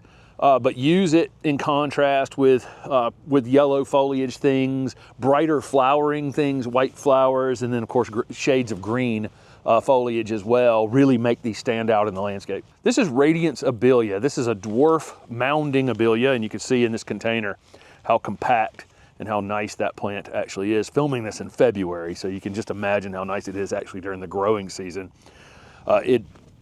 Evergreen, obviously, but zone 6 to 9, zone 6, typically these will thin out a little more in the winter time, and then they'll grow all the way down to zone 9. They'll grow in really, really poor conditions. I mean, up against really hot foundations, really kind of drought-stricken places, really tough spaces. I even see Abelia doing well under shade trees, a little bit thinner, but you know, in part shade and shade conditions where, you know, other things just don't want to be around root competition in city spaces and that kind of thing. Blooms all summer long. Doesn't really start blooming until around June, and then it blooms all summer. Pollinators absolutely love them. They're white flowers though against this variegated foliage, and they don't show up all that much. So not calling it a showy flowering plant, but a great flowering shrub for pollinators, and one of the longer blooming shrubs we can have in our gardens. Most flowering shrubs we think of tend to be things that are quick hitters. They come and go pretty quickly, where these, once they get started, they just continue to bloom all summer. Even if it didn't bloom, it wouldn't need to. Look at this. This is the growth habit on this thing. Our Radiance Abelia in our garden are about 2 feet tall and 3 feet wide after 4 years. This is frost-proof Gardenia. This is a really compact growing 3 to 4 by 3 to 4 foot mounding evergreen shrub. So you got this nice green foliage, kind of thin and narrow. Really, again, really dark green, shiny growth. This is February as I'm filming this right now. And so whether this plant bloomed wouldn't really matter all that much, because it's just, you know, it's a perfect little low mounding habit in your garden.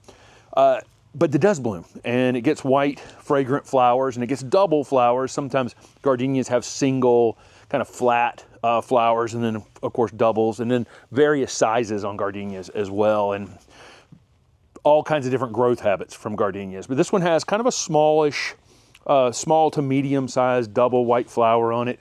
Typically May and June. Blooms a little bit later than some of our other flowering shrubs, which is kind of good sometimes, because this one's not going to succumb to any of the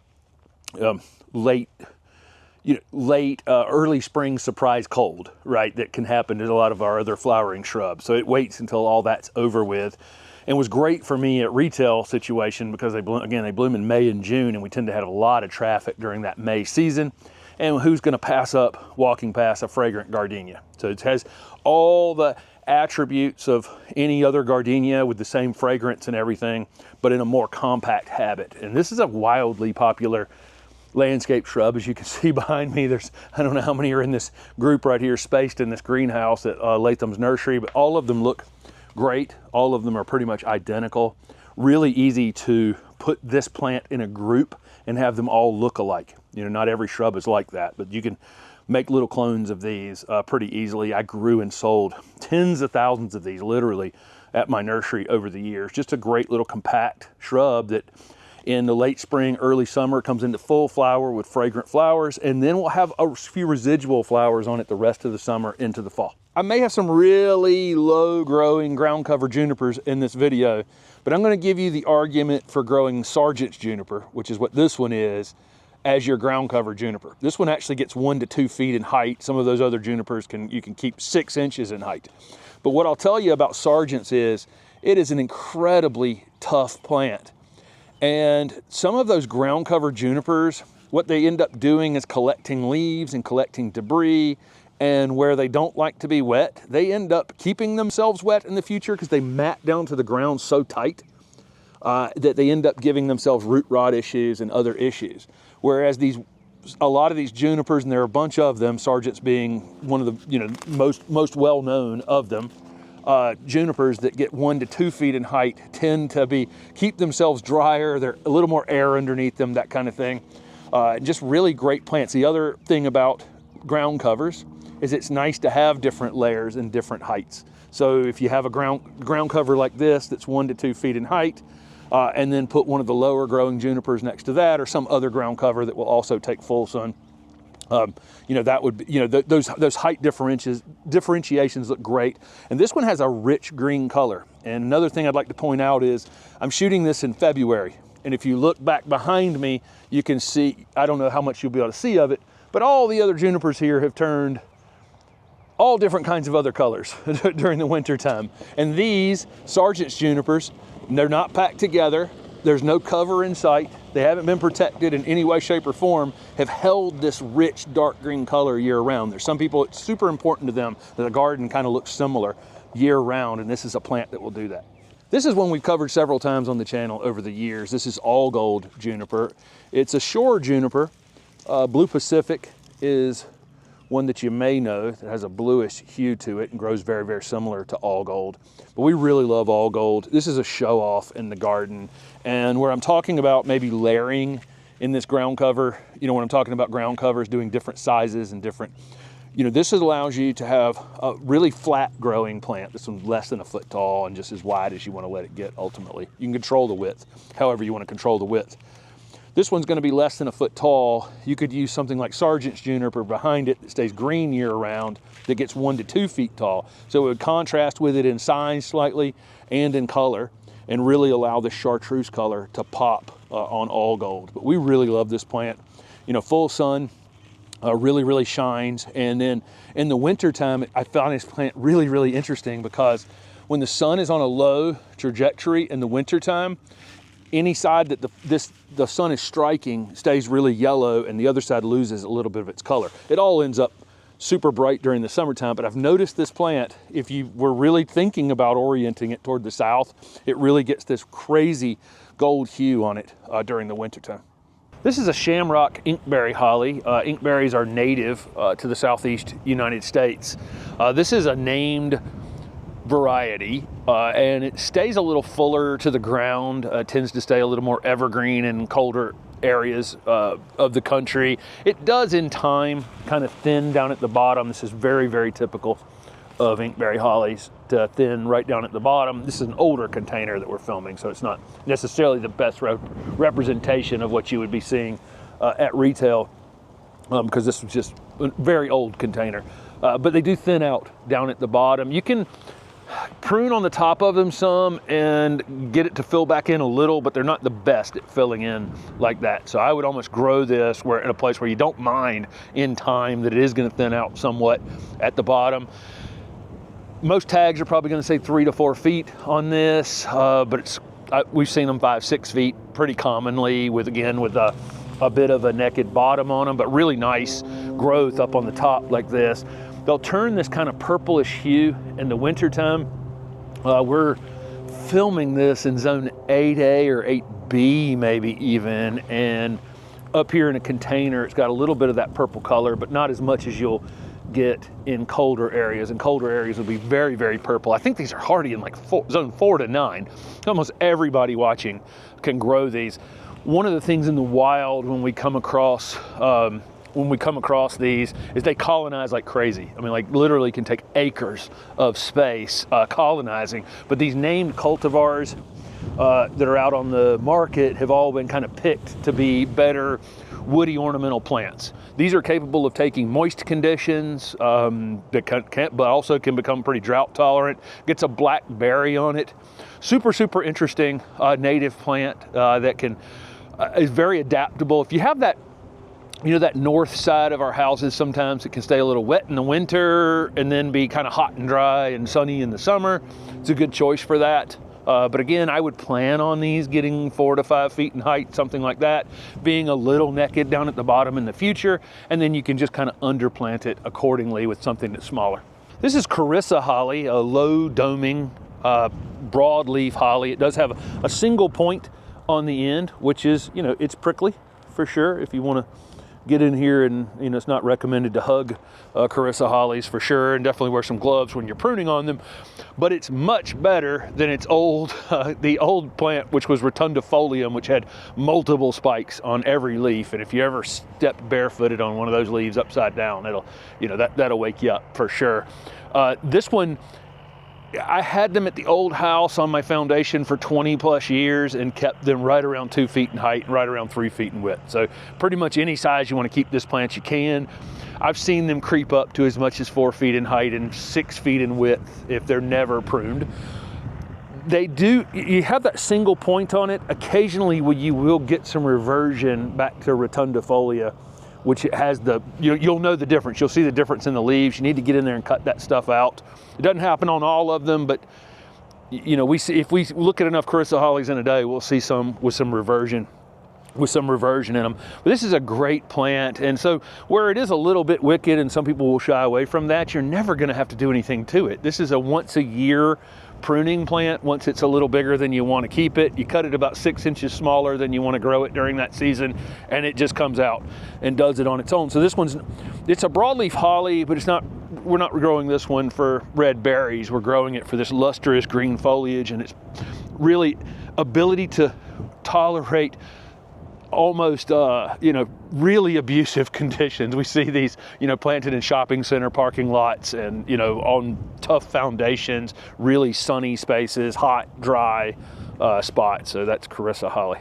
This is a brand new crop of columnar Hetz junipers, so don't judge it by what you're seeing right here in these containers. These are newly planted, but this is a really great upright, narrow juniper. There's a version called Glauca, which has a bit of a blue hue to it, and then this is the kind of richer green color, again, newly potted and newly fertilized, so not as green as it would be. But this one, this is a great screening plant for most people watching. This is going to be full sun, tough conditions, you know, an area that if it gets dry in between watering is going to be fine.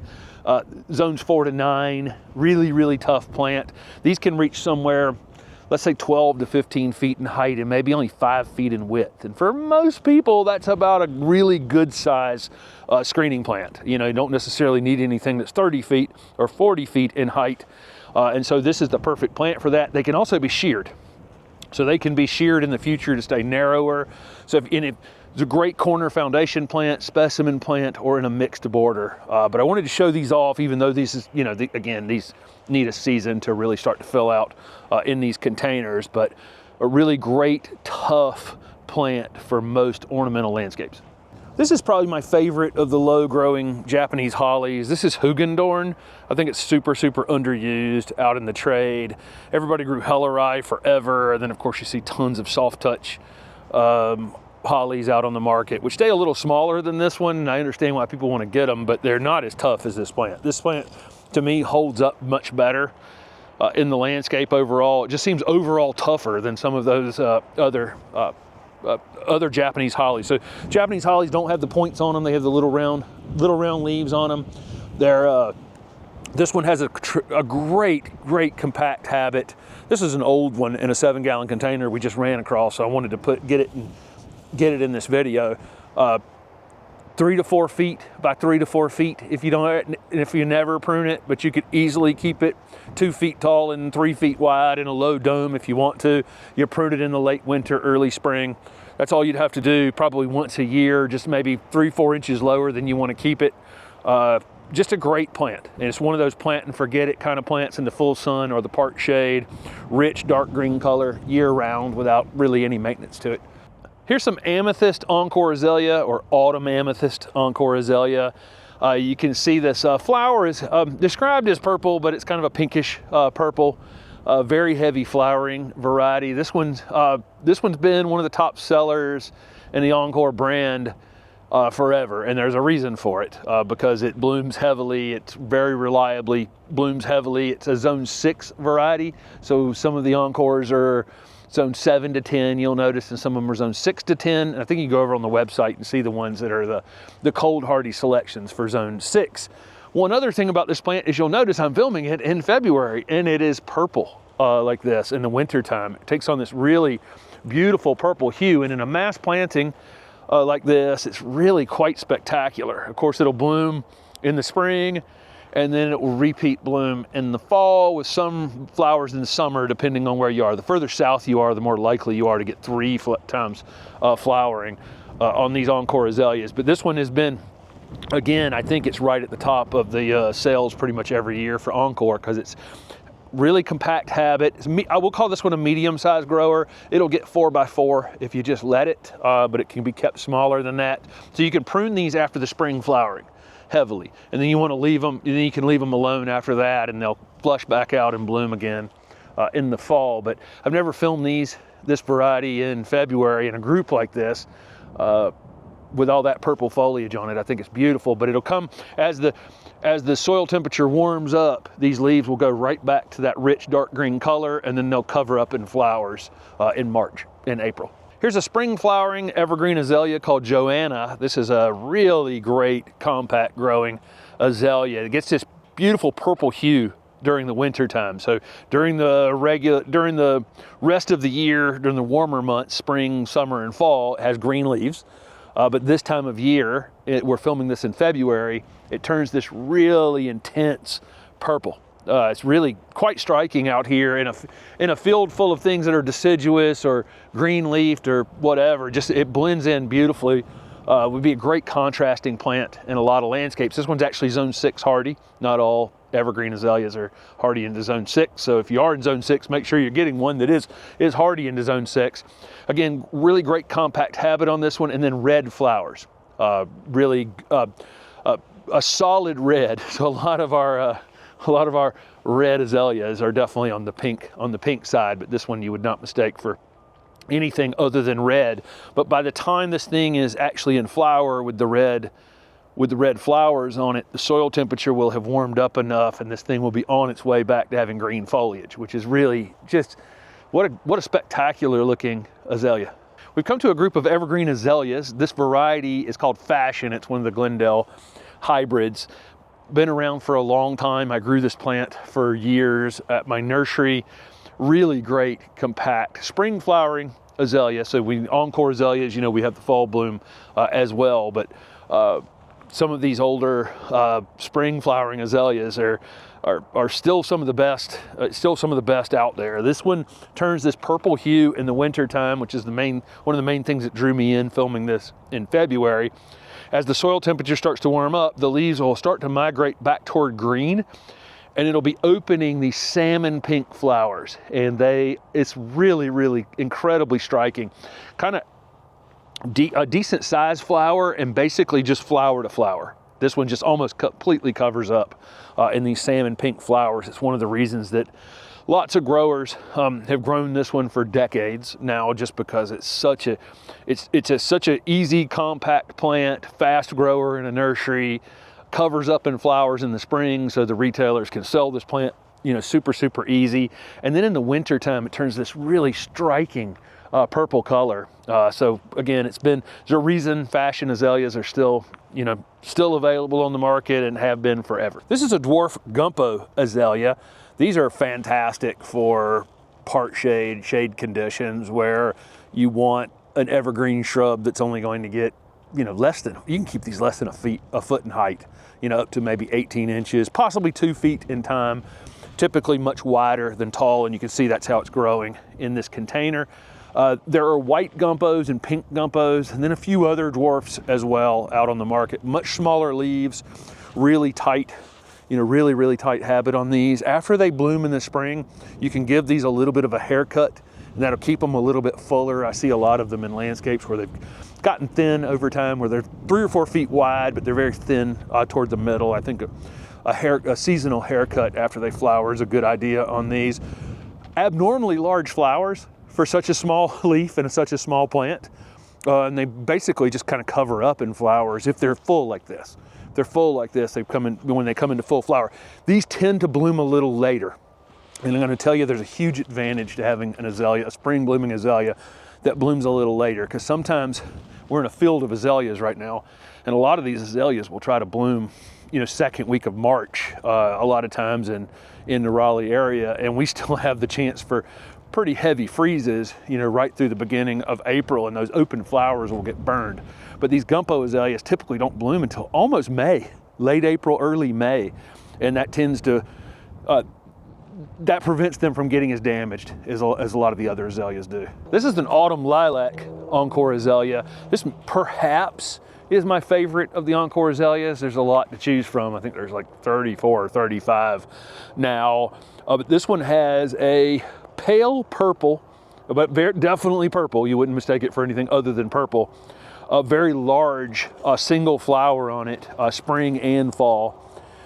Several things I like about this plant. One is how compact this one is, just without any real having to do hardly any pruning on it whatsoever. This one just stays really, really full on its own. Doesn't do a whole lot of stretching out in the garden. And when it flowers, it just absolutely covers up in flowers. This is one of the zone 6 hardy ones, so you know that's another thing, is more folks can grow this one. It's a little more cold hardy than some of the others. And again, it's a abnormally large flower on a really small compact plant. So ours is maybe a little less than 3 feet in height and narrower than 3 feet in 3.5 years. We really haven't done anything to it at all. And when it comes into spring flower, it just completely covers up in flowers. Then it's a really nice full green plant all season, and then it covers up in the fall again in those purple flowers. This is wintergreen boxwood. This one's pretty common out in the landscape trade. One of the main reasons for that is because it keeps this green color during the winter time better than a lot of other than a lot of other boxwoods. Anytime you see green in the name, that's usually the indicator that it was picked because it didn't turn quite as rust colored during the winter time. These are hardy in zone 4 to 9. I imagine they'll get some color on them up in zone 4 for sure during the winter, but for those of us in the south, this thing stays green throughout most winters. It can be kept whatever size you want to keep it. So height on this, 2 to 4 feet, a little wider than tall typically on wintergreen. So, you know, if you're keeping it 2 feet in height, it's probably going to be 2.5 feet in width. If you're keeping it 3.5 feet in height, it's probably going to be 3.5 or 4 feet in width, something like that. But really a very, very easy plant to grow in the landscape. And you know, boxwoods tend to be pretty popular in a lot of areas just because of deer related issues. Of course, you also have a plant that can, you know, keep its leaves in the winter time in northern areas, which, you know, we don't have a lot of leafy evergreens for really, really cold spaces. So there's that as well. But deer resistance is one of the big things with boxwoods. This is blue Pacific juniper. This is a pretty common juniper out in the trade. Gets a little bit taller than some of the other ground cover junipers, so maybe a foot tall in the future. But I like this juniper overall. I think it's tough in a lot of different, really tough plant in a lot of different conditions. It's pH tolerant, you know, from 6 to 8. I mean, just, you know, really wide range. So people that have alkaline soils or they're from this is native to Japan, not invasive in any way in the States. Great for holding a bank in place or slope in place. Has this really rich blue-green coloration to it.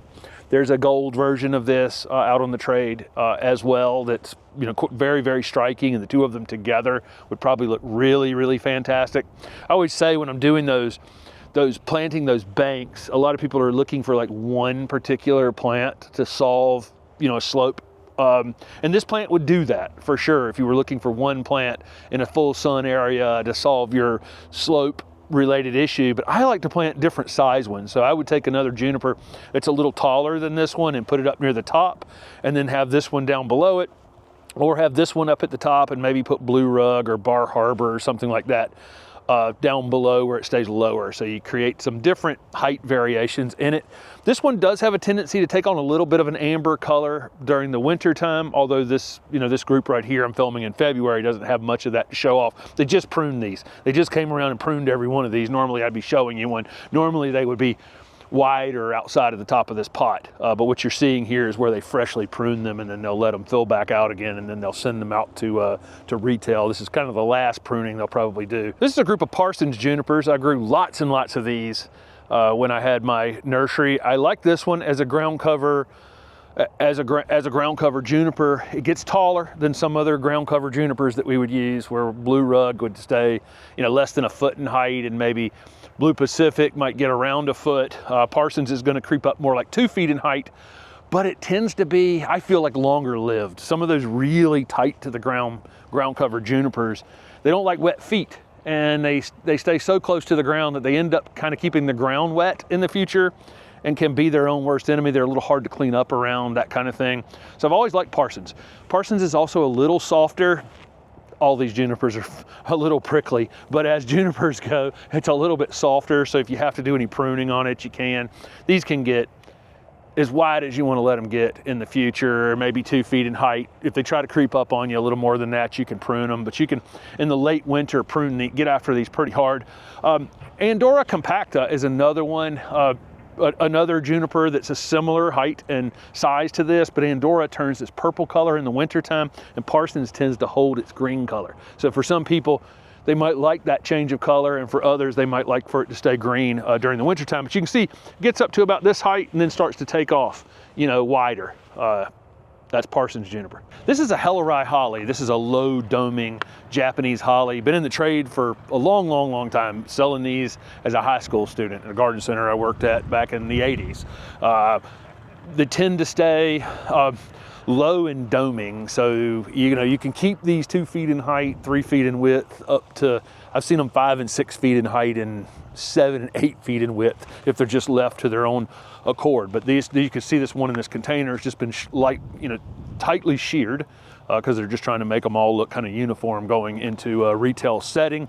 These are not the most drought tolerant things in the world, and I do see them in time kind of succumb to tough conditions. If you have, a summer that gets really dry and you're just not, they're well established and you're just not thinking about them anymore, they can fade, they can take some damage in those situations. So this is a plant that if you have these, you want to make sure that if you get abnormally dry, even if they're established, that you do some watering on them. Otherwise, great little low green mounding plant that doesn't really require any maintenance on it, except the occasional shearing to keep it the size that you want it. This is Radican's gardenia or trailing gardenia. You can see the flat natural growth that this plant has. Typically you're going to see these in gardens less than 2 feet in height and maybe 3 to 4 feet in width in time, although we've seen one that's 3 or 4 feet in height and 5 or 6 feet in width where it's never been pruned before and it's got a couple decades on it. These will have those double white super fragrant flowers, typically May and June, and then a few residual flowers on it the rest of the summer, even into early fall.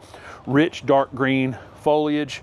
Plant doesn't like wet feet, so this is a plant that you want to make sure that it's going to dry out between rains and waterings. And then that doesn't mean it's super drought tolerant and you never have to water it. It just means that it wouldn't want to sit in water between rains and watering, so keep that in mind. Let it dry out in between.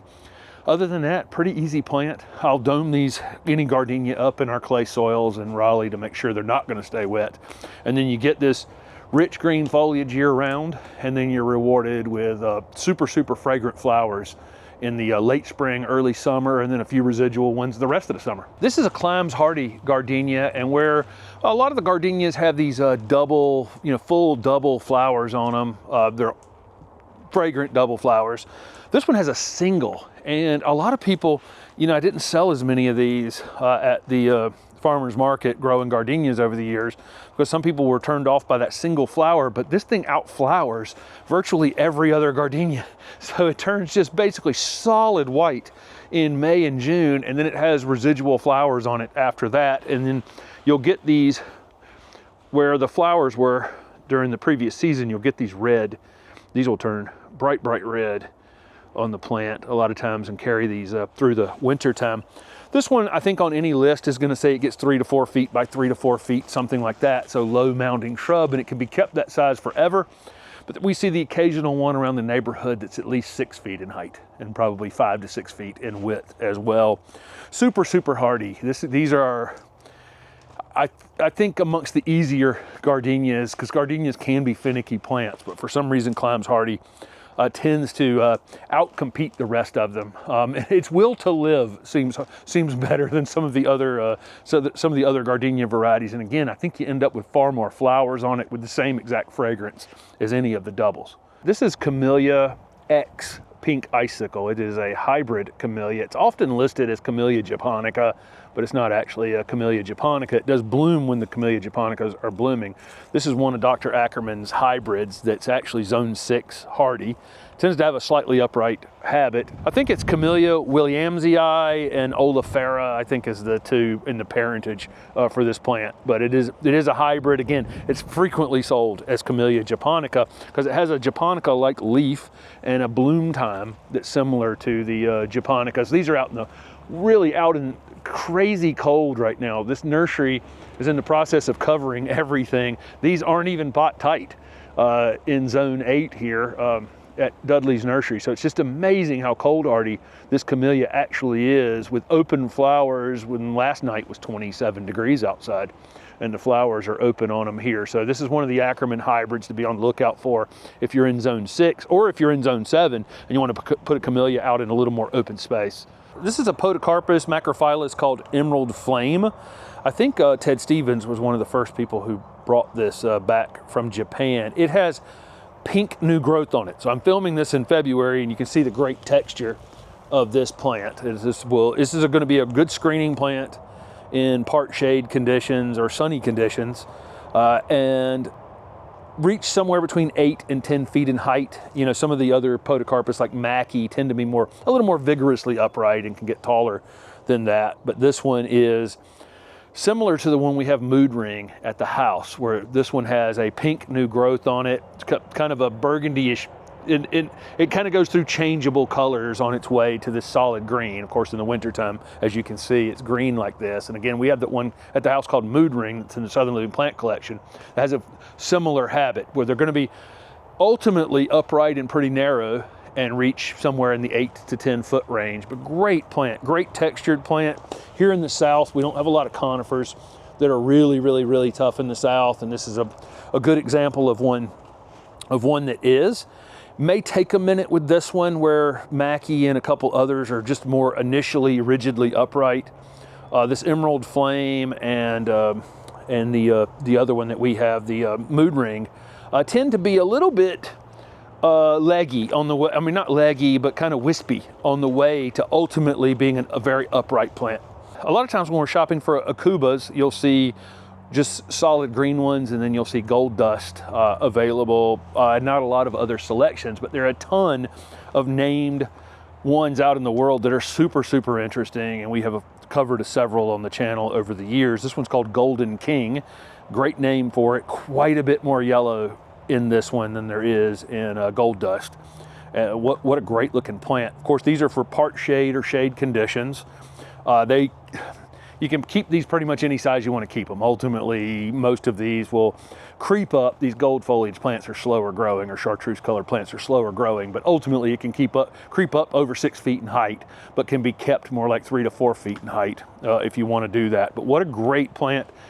Those shady spaces that have those long shadows in the fall and in the spring, these are the type of plants that really, really stand out. And if you can find plants that contrast with foliage type, you know, look at those two together. This is a podocarpus, a macrophyllus with a gold Aucuba. This is one of our absolute favorite low doming evergreen shrubs. This is Mojo pittosporum. We have 4 of these in our garden in Raleigh, and we have one of everything. So if we have more than one of something, you know, we definitely like it. Love this plant for part shade or shade conditions. This variegation is changeable during the season. So the oldest growth is because it's off-white variegation, but when it's actively growing, the variegation is more of a gold on green. It does flower. It gets a fragrant flower down inside the shrub that you'll smell.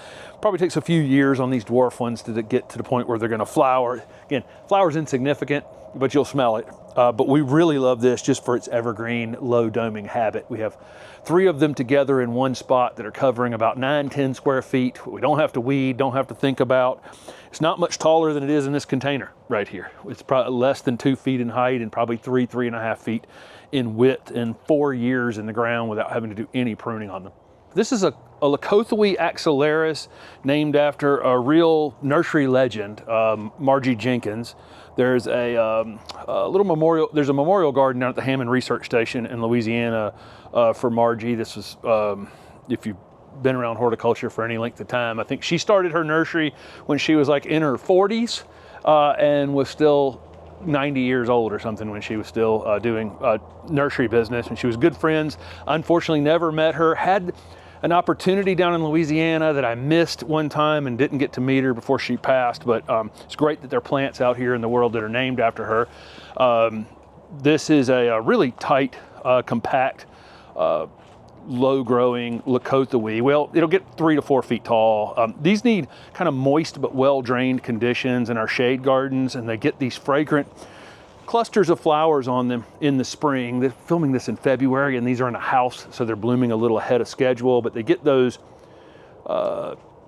little white flowers like that one that's opened up right there, but it'll be just absolutely covered up. The entire stem there will be solid white later in the spring, and then that's followed by kind of a reddish new growth on it. So it's very interesting for a very long period of time. And then of course in the wintertime, this dark green foliage and these forming flower clusters or racemes that are forming on them now before these flowers start to open up. But this is one that was named after the great Margie Jenkins, and what a beautiful plant.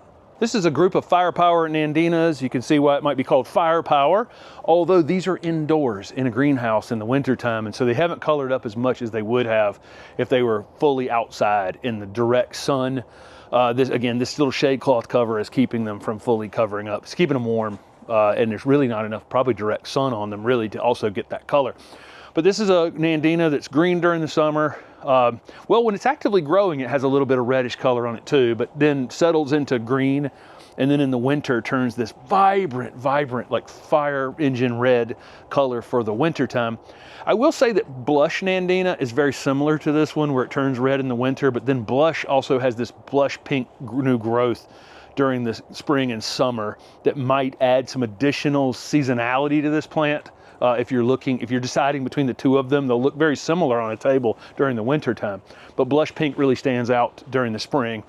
Where we think of Nandinas as being invasive, these are not, so we don't have to worry about that. They're, really, really tame, perfect little ornamental horticulture plants, because what you see is what you get. These will get 3 feet tall, maybe as much as 4 feet tall, but typically more like 3 feet tall, and they'll slightly colonize a little bit over the years. That place where I used to get my cuttings from, where I was cutting the top of them all the time, they had colonized a little bit, but even that was still taking up a very small space overall. So this is one of those plant and forget it kind of plants, planted in the full sun, planted on tough foundation conditions, west side of your house where nothing else will seem to survive in that afternoon heat against your brick foundation. This is the kind of plant that will tolerate that. Here's a crop of gold dust Aucuba, another great part shade or shade shrub. Gold dust tends to be more on the green side with some gold speckling, and you'll get some variation in this where you may see a center yellow stripe in it, or again, you'll see the occasional branch that's quite a bit brighter. They tend to be a little bit variable in time. You can let these get 6 or 8 feet in height in time, or you can keep them 3 to 4 feet in height. Totally up to you on how you handle these. They are moist, well-drained conditions is kind of ideal for Aucuba, but they will take dry shade, which is a nice thing. And if you go to the Asian garden at Ralston Arboretum, you can see tons of different variegations and non-variegated Aucuba in that space, and I've always loved Aucuba. Again, though, gold dust tends to be one of the more common ones you'll find at retail, but more and more we're seeing some that have brighter variegations, more chartreuse color in them, some that look almost completely yellow with just a spotting of green, rather than green with the spotting of yellow. But really versatile plant for our shade and part shade areas. Sometimes you'll see this is deer resistant, and I made the mistake of saying that on a video in the past, but lots of people have deer just mow these down. So I would not put it in the deer resistant category. This is a Spartan juniper. This one is really great for heat tolerance and just tough conditions overall. So these will take full sun, and are hardy in zone like 4 to 9. So pretty much like almost everybody watching this video can grow this plant. Very rigidly upright. So this is a new crop of 3-gallon Spartan junipers here. So they're a little on the small side, and they've still got them pot to pot, but they'll space these in the next week or two, and then as we're filming this in February, and they'll fill out a little bit more at the bottom and gain a little bit more height before they send them off to retail. These plants, I think one of the things that makes Spartan great is if, in a mixed border screen or using 3 or 5 of these as part of your screen, you can create kind of a formal look. These will all grow like soldiers, basically. A lot of these screening plants, you need to do a little bit of work on them to have them be copies of one another. But this one is great for a formal garden, so the edge of some sort of formal garden. Ultimately reach about 15 feet in height, maybe 5 feet in width, but you could shear it a bit to keep it a little bit narrower than that. It'll bronze a little bit in the winter time or turn kind of a purplish hue in colder areas. We're filming this in South Georgia, so despite the fact that it's winter, it hasn't off-colored all that much. They don't get that much cold on them. But I've always liked this plant just because I can plant it in a container and that's what it'll do. No work had to be done from the time this was a rooted cutting until now to have it look like that and be that narrow. So there you go, that's Spartan juniper. This is robin holly, and robin is amongst my favorite upright narrow hollies. It's self-fruiting, fruits heavily, blooms heavily in the spring, and then it has probably the darkest green foliage in the ground. And in a container, I don't know that that's going to come across, and you know, shooting a small container plant like this, I think these are 5-gallon containers. It's maybe a 4 actually. It's kind of looks like a taller than normal 3. In the ground, this one has the darkest green foliage. It's just absolutely amazing. It has a lot of what looks like wicked points on the leaves, but you know, this is part of the selective breeding that's going on with these, where they're a little more muted. I will say, probably in Oakland, they're even a little more muted than robin. So if that's a concern for you, you might go over to Oakland. But robin has great dark green foliage, a very rigid, upright, narrow growth habit, much more so than some of the older broadleaf hollies that are out on the market. I just really love this plant, and I can tell this plant apart in the ground when it's between some of the other new breeding and the narrow ones, just because it has such a really dark, rich green foliage. But this is a great plant in a mixed border for sure. And then this is a really good candidate for the corner of your foundation, because it's going to have a very rigid upright growth habit. That's not going, you're not going to have to prune it away from the house all the time, right? It's just going to keep going north. The pruning you're going to have to do on it may be to slow the height down in the future, and maybe a crazy limb here or there, but for the most part, this one's going to be pretty self-maintaining as long as you've got some height, because ultimately probably it's going to get 20 feet in height or something like that, maybe 6 to 7 feet in width over time. This is a Christmas jewel holly from the Southern Living Plant Collection. We have this one in our garden in Raleigh, but we actually had it in a container for like 3 or 4 years. Really great, upright growing holly. It will get a little broader in time if you let it, but you can shear this one pretty narrow. Flowers, as you would expect in the late winter, early spring. Pollinators come in, pollinate them, and then you get this berry set on this variety. It's just wild how many berries you actually get on here.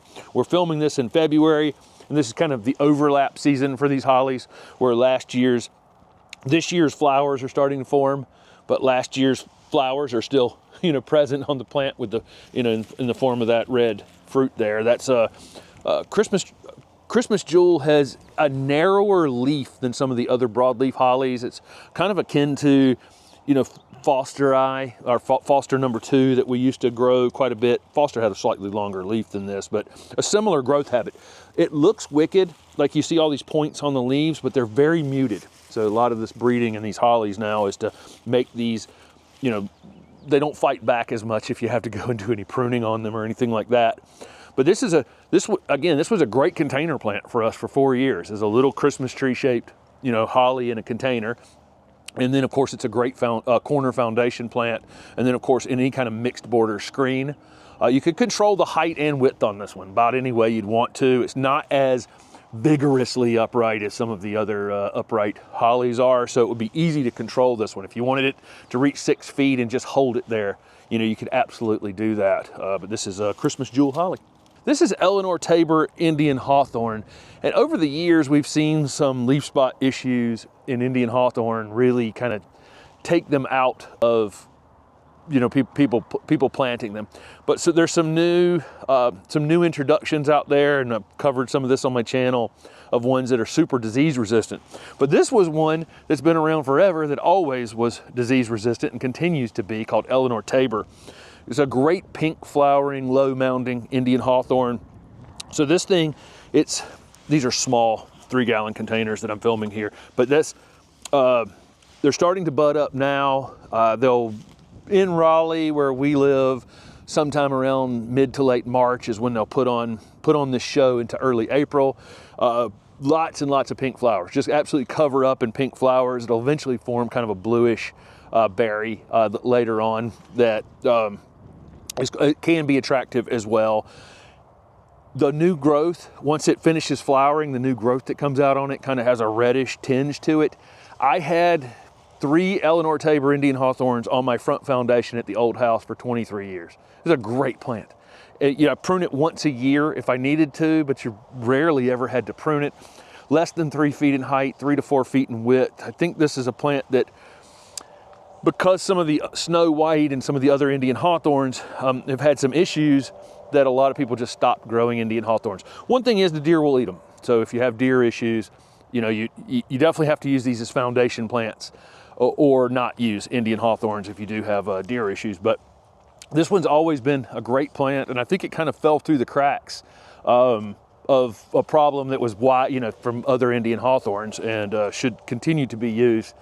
The great ornamental plant here in the South. These are butterfly candy butterfly bushes. This is a series of dwarf butterfly bushes in currently five different colors. I think there's little grape, little taffy, little coconut. Coconut's white, taffy's pink. Grape is a lighter color. What's the darker purple? Okay, there's grape, lavender, taffy, coconut, and raspberry. Okay, good, got them. All 5 of them here together. Notice they come in this interesting pot that allows you to know what color you're getting when it comes. It's an interesting branding of these to show off, what color they're going to be in the ground. We have all 5 of these in our garden in Raleigh, and they're all, again, dwarfs. We'll cut them back. This is February when we're shooting this, and sometime around now, and they've just done that here. They've gone across the top and just basically cut them in half, and they're in the process of cleaning up after they've pruned them back. And they'll come back, they bloom on new growth, and so all season long, they'll continue to grow and bloom and grow and bloom. If they get a little bit larger than you want during the growing season, or they are not blooming as heavily at some point, you just shear them off again, and boom, they come right back out and start blooming again.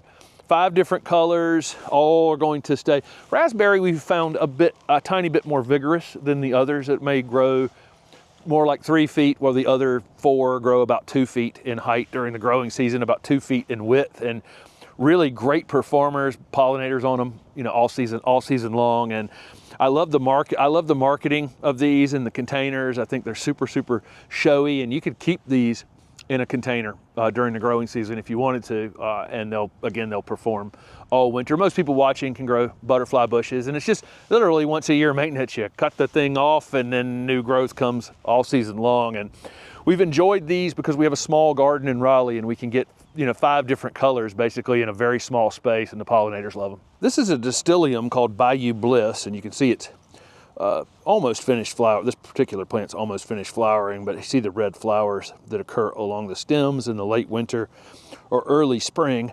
What makes Bayou Bliss so special is its dwarf habit. So you can see this one's in a 3-gallon container. It's pretty newly planted, so it's not a finished plant yet, but it will get wider in time, but really not a whole lot taller than it currently is.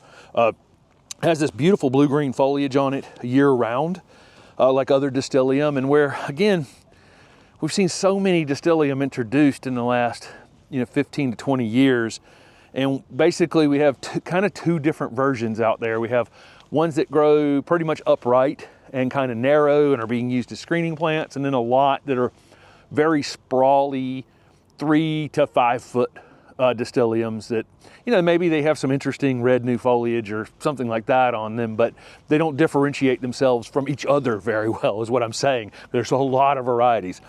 But Bayou Bliss definitely does. This is a great dwarf ornamental shrub, and so many people are looking for shrubs that stay 2 feet or less in height and just get wider. And if you have a house that's on slab and you need something for full sun that stays under windows, or you have a low front porch and you're looking for something that's evergreen like that. These are hardy in zone 7 to 9. Against zone 7A, you definitely want to use distilleum as kind of a protected space along a foundation or something. Everybody else can grow them out in a little more open space, but we have a Bayou Bliss in our garden at the house, and in 4 years it's gotten 3 feet wide and maybe 1.5 feet tall.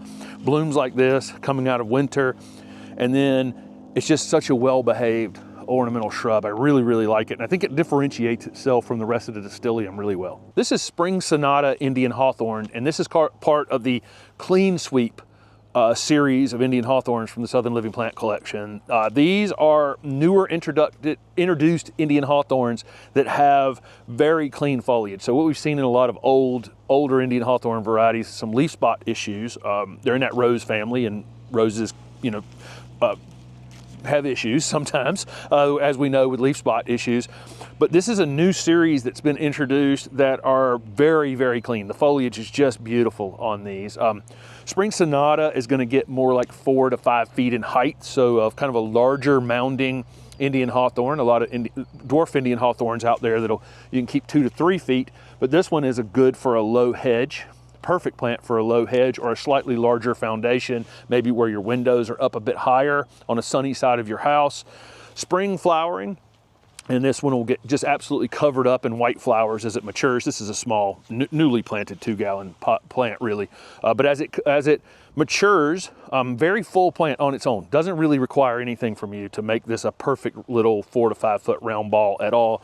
Spring flowers, white flowers, and then get to kind of a purplish or bluish colored berry on it in the fall. Really great ornamental plants, and we've seen them fall out of favor a bit as ornamental plants because of disease issues, but now we're seeing through some plant breeding, some plant selecting, some new ones arriving here on the market. This is Clean Sweep Snowbank Indian Hawthorn. It's part of the Clean Sweep series from the Southern Living Plant Collection. This one's in a 2-gallon container, fairly newly potted.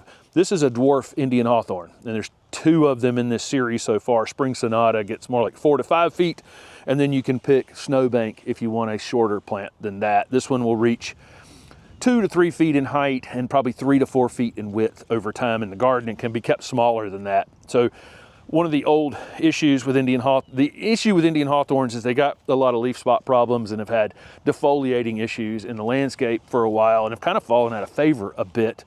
But with this new series, these are incredibly clean. We've had Clean Sweep Snowbank in our garden for 3 years now. It's just a perfect little 18-inch tall, 3 foot wide, 2.5 to 3 foot wide evergreen shrub that causes us no issues. We don't have to prune it, don't have to touch it. Kind of the perfect ornamental plant in that way. In the spring, they'll absolutely cover up in white flowers, lightly fragrant, not extremely fragrant, but lightly fragrant. And then once those flowers pass, the new foliage on it has this kind of a reddish coloration to it that's quite showy. Settles back into green, and then where those white flowers where it'll form a purple or a blackish kind of purple berry on it that's also kind of ornamental as well, but really one of those low maintenance, planted and forget it kind of plants for full sun in our gardens. This is Clean Sweep Snowbank Indian Hawthorn.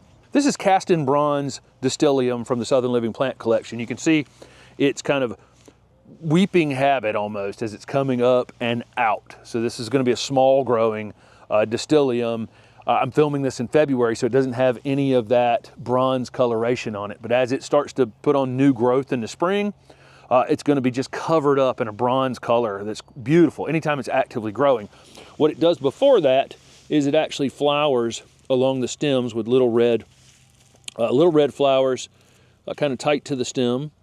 And you'll get more of that in the future as they're more established. And then ultimately, this is a really compact grower that's, you know, we could keep this one less than 4 feet in height, maybe 4 to 5 feet in width, something like that. It's going to be a great foundation plant in the sun. There's 2 Distilleum currently in the Southern Living Plant Collection. This one's called Bayou Bliss, and you can see how really super compact that is. So really, as you're looking at a Distilleum, these are just great leafy evergreen plants that just kind of, no maintenance kind of garden plants, right? You plant them and forget them. If you're looking for one that stays kind of under 2 feet in height, that Bayou Bliss. If you're looking for one that's more like in the 2 to 4 feet in height and slightly more spreading habit, cast in bronze. This is August Beauty Gardenia. This is one that's been on the market for a long time, and it gets some size to it. There's a lot of gardenias out on the market that are ground cover gardenias, and then a lot that are in the 3 to 4 foot range. And frostproof gardenia being one of the more common ones that are that size, or jubilation, in that 3 to 4 foot range. And then there's August Beauty, which gets 5 to 8 feet. Something like that. It can be kept smaller than that, and a lot of people do keep it smaller than that. But you can see it has a pretty pretty upright habit overall. Really great dark green foliage on this one. Typically for us in our Raleigh garden, these would bloom sometime in May, so a little later than the other spring flowering shrubs. And they have big double white flowers on them. Not as big as tropical gardenias by any stretch that get really, really large, 3 and 4 inch flowers. But these are, let's say 2.5 inches across, very, very fragrant. Again, double flowers. They'll come into full flower all at once, just kind of almost not cover up, but lots and lots of white flowers on it. And then during the summer into fall, they'll throw out the residual flower the rest of the season. But this one has a great dark green foliage, upright habit, probably misplanted as much as any other plant because it's going to get this big. And it tends to be, it's this big and leafy evergreen in the pot when you look at it and it's in full flower, and you take it home, you put it under 3-foot windows and you're pruning it forever. So put this on a corner foundation or in a low screen if you're in warm enough areas. These are hardy in like zone 7 to 10. 7A, you definitely have them very protected up against a house. 7B, a little more open space. By the time you get to zone 8, this could be in a low hedge. That's kind of the proper place for this plant because you can see its natural habit is to be kind of rigidly upright, and it becomes a nice, upright shrub like this unless you're having to prune on it all the time. Gardenias can come with a few problems occasionally that they can be a little finicky in our gardens. Make sure you're in a well-drained spot. That's the starter point is to make sure you plant these up high a little bit above the grade in the garden and allow them to dry out between rains and waterings. So foundation plants, there's one aspect that's quite important to think of as well, and that's scale. You want to make sure that the plants you choose match the scale of your house. For instance, we would not plant an Arizona cypress as our corner foundation plant. We do not have 25-foot corners, so we would more be apt to plant a Hylates arborvitae like we did over there, or some other 6 to 8 foot 10 max shrub on the corners of our plants, of our home. So make sure that scale works for you. Enjoy this list. There's a lot to look at. Make sure you're thinking about things that are functionally, they would work for you, as well as be visually appealing. Whether you use uniformity of plants versus more contrast in what you select. So take a look and enjoy. Thank you for watching HortTube, and we'll see you next time.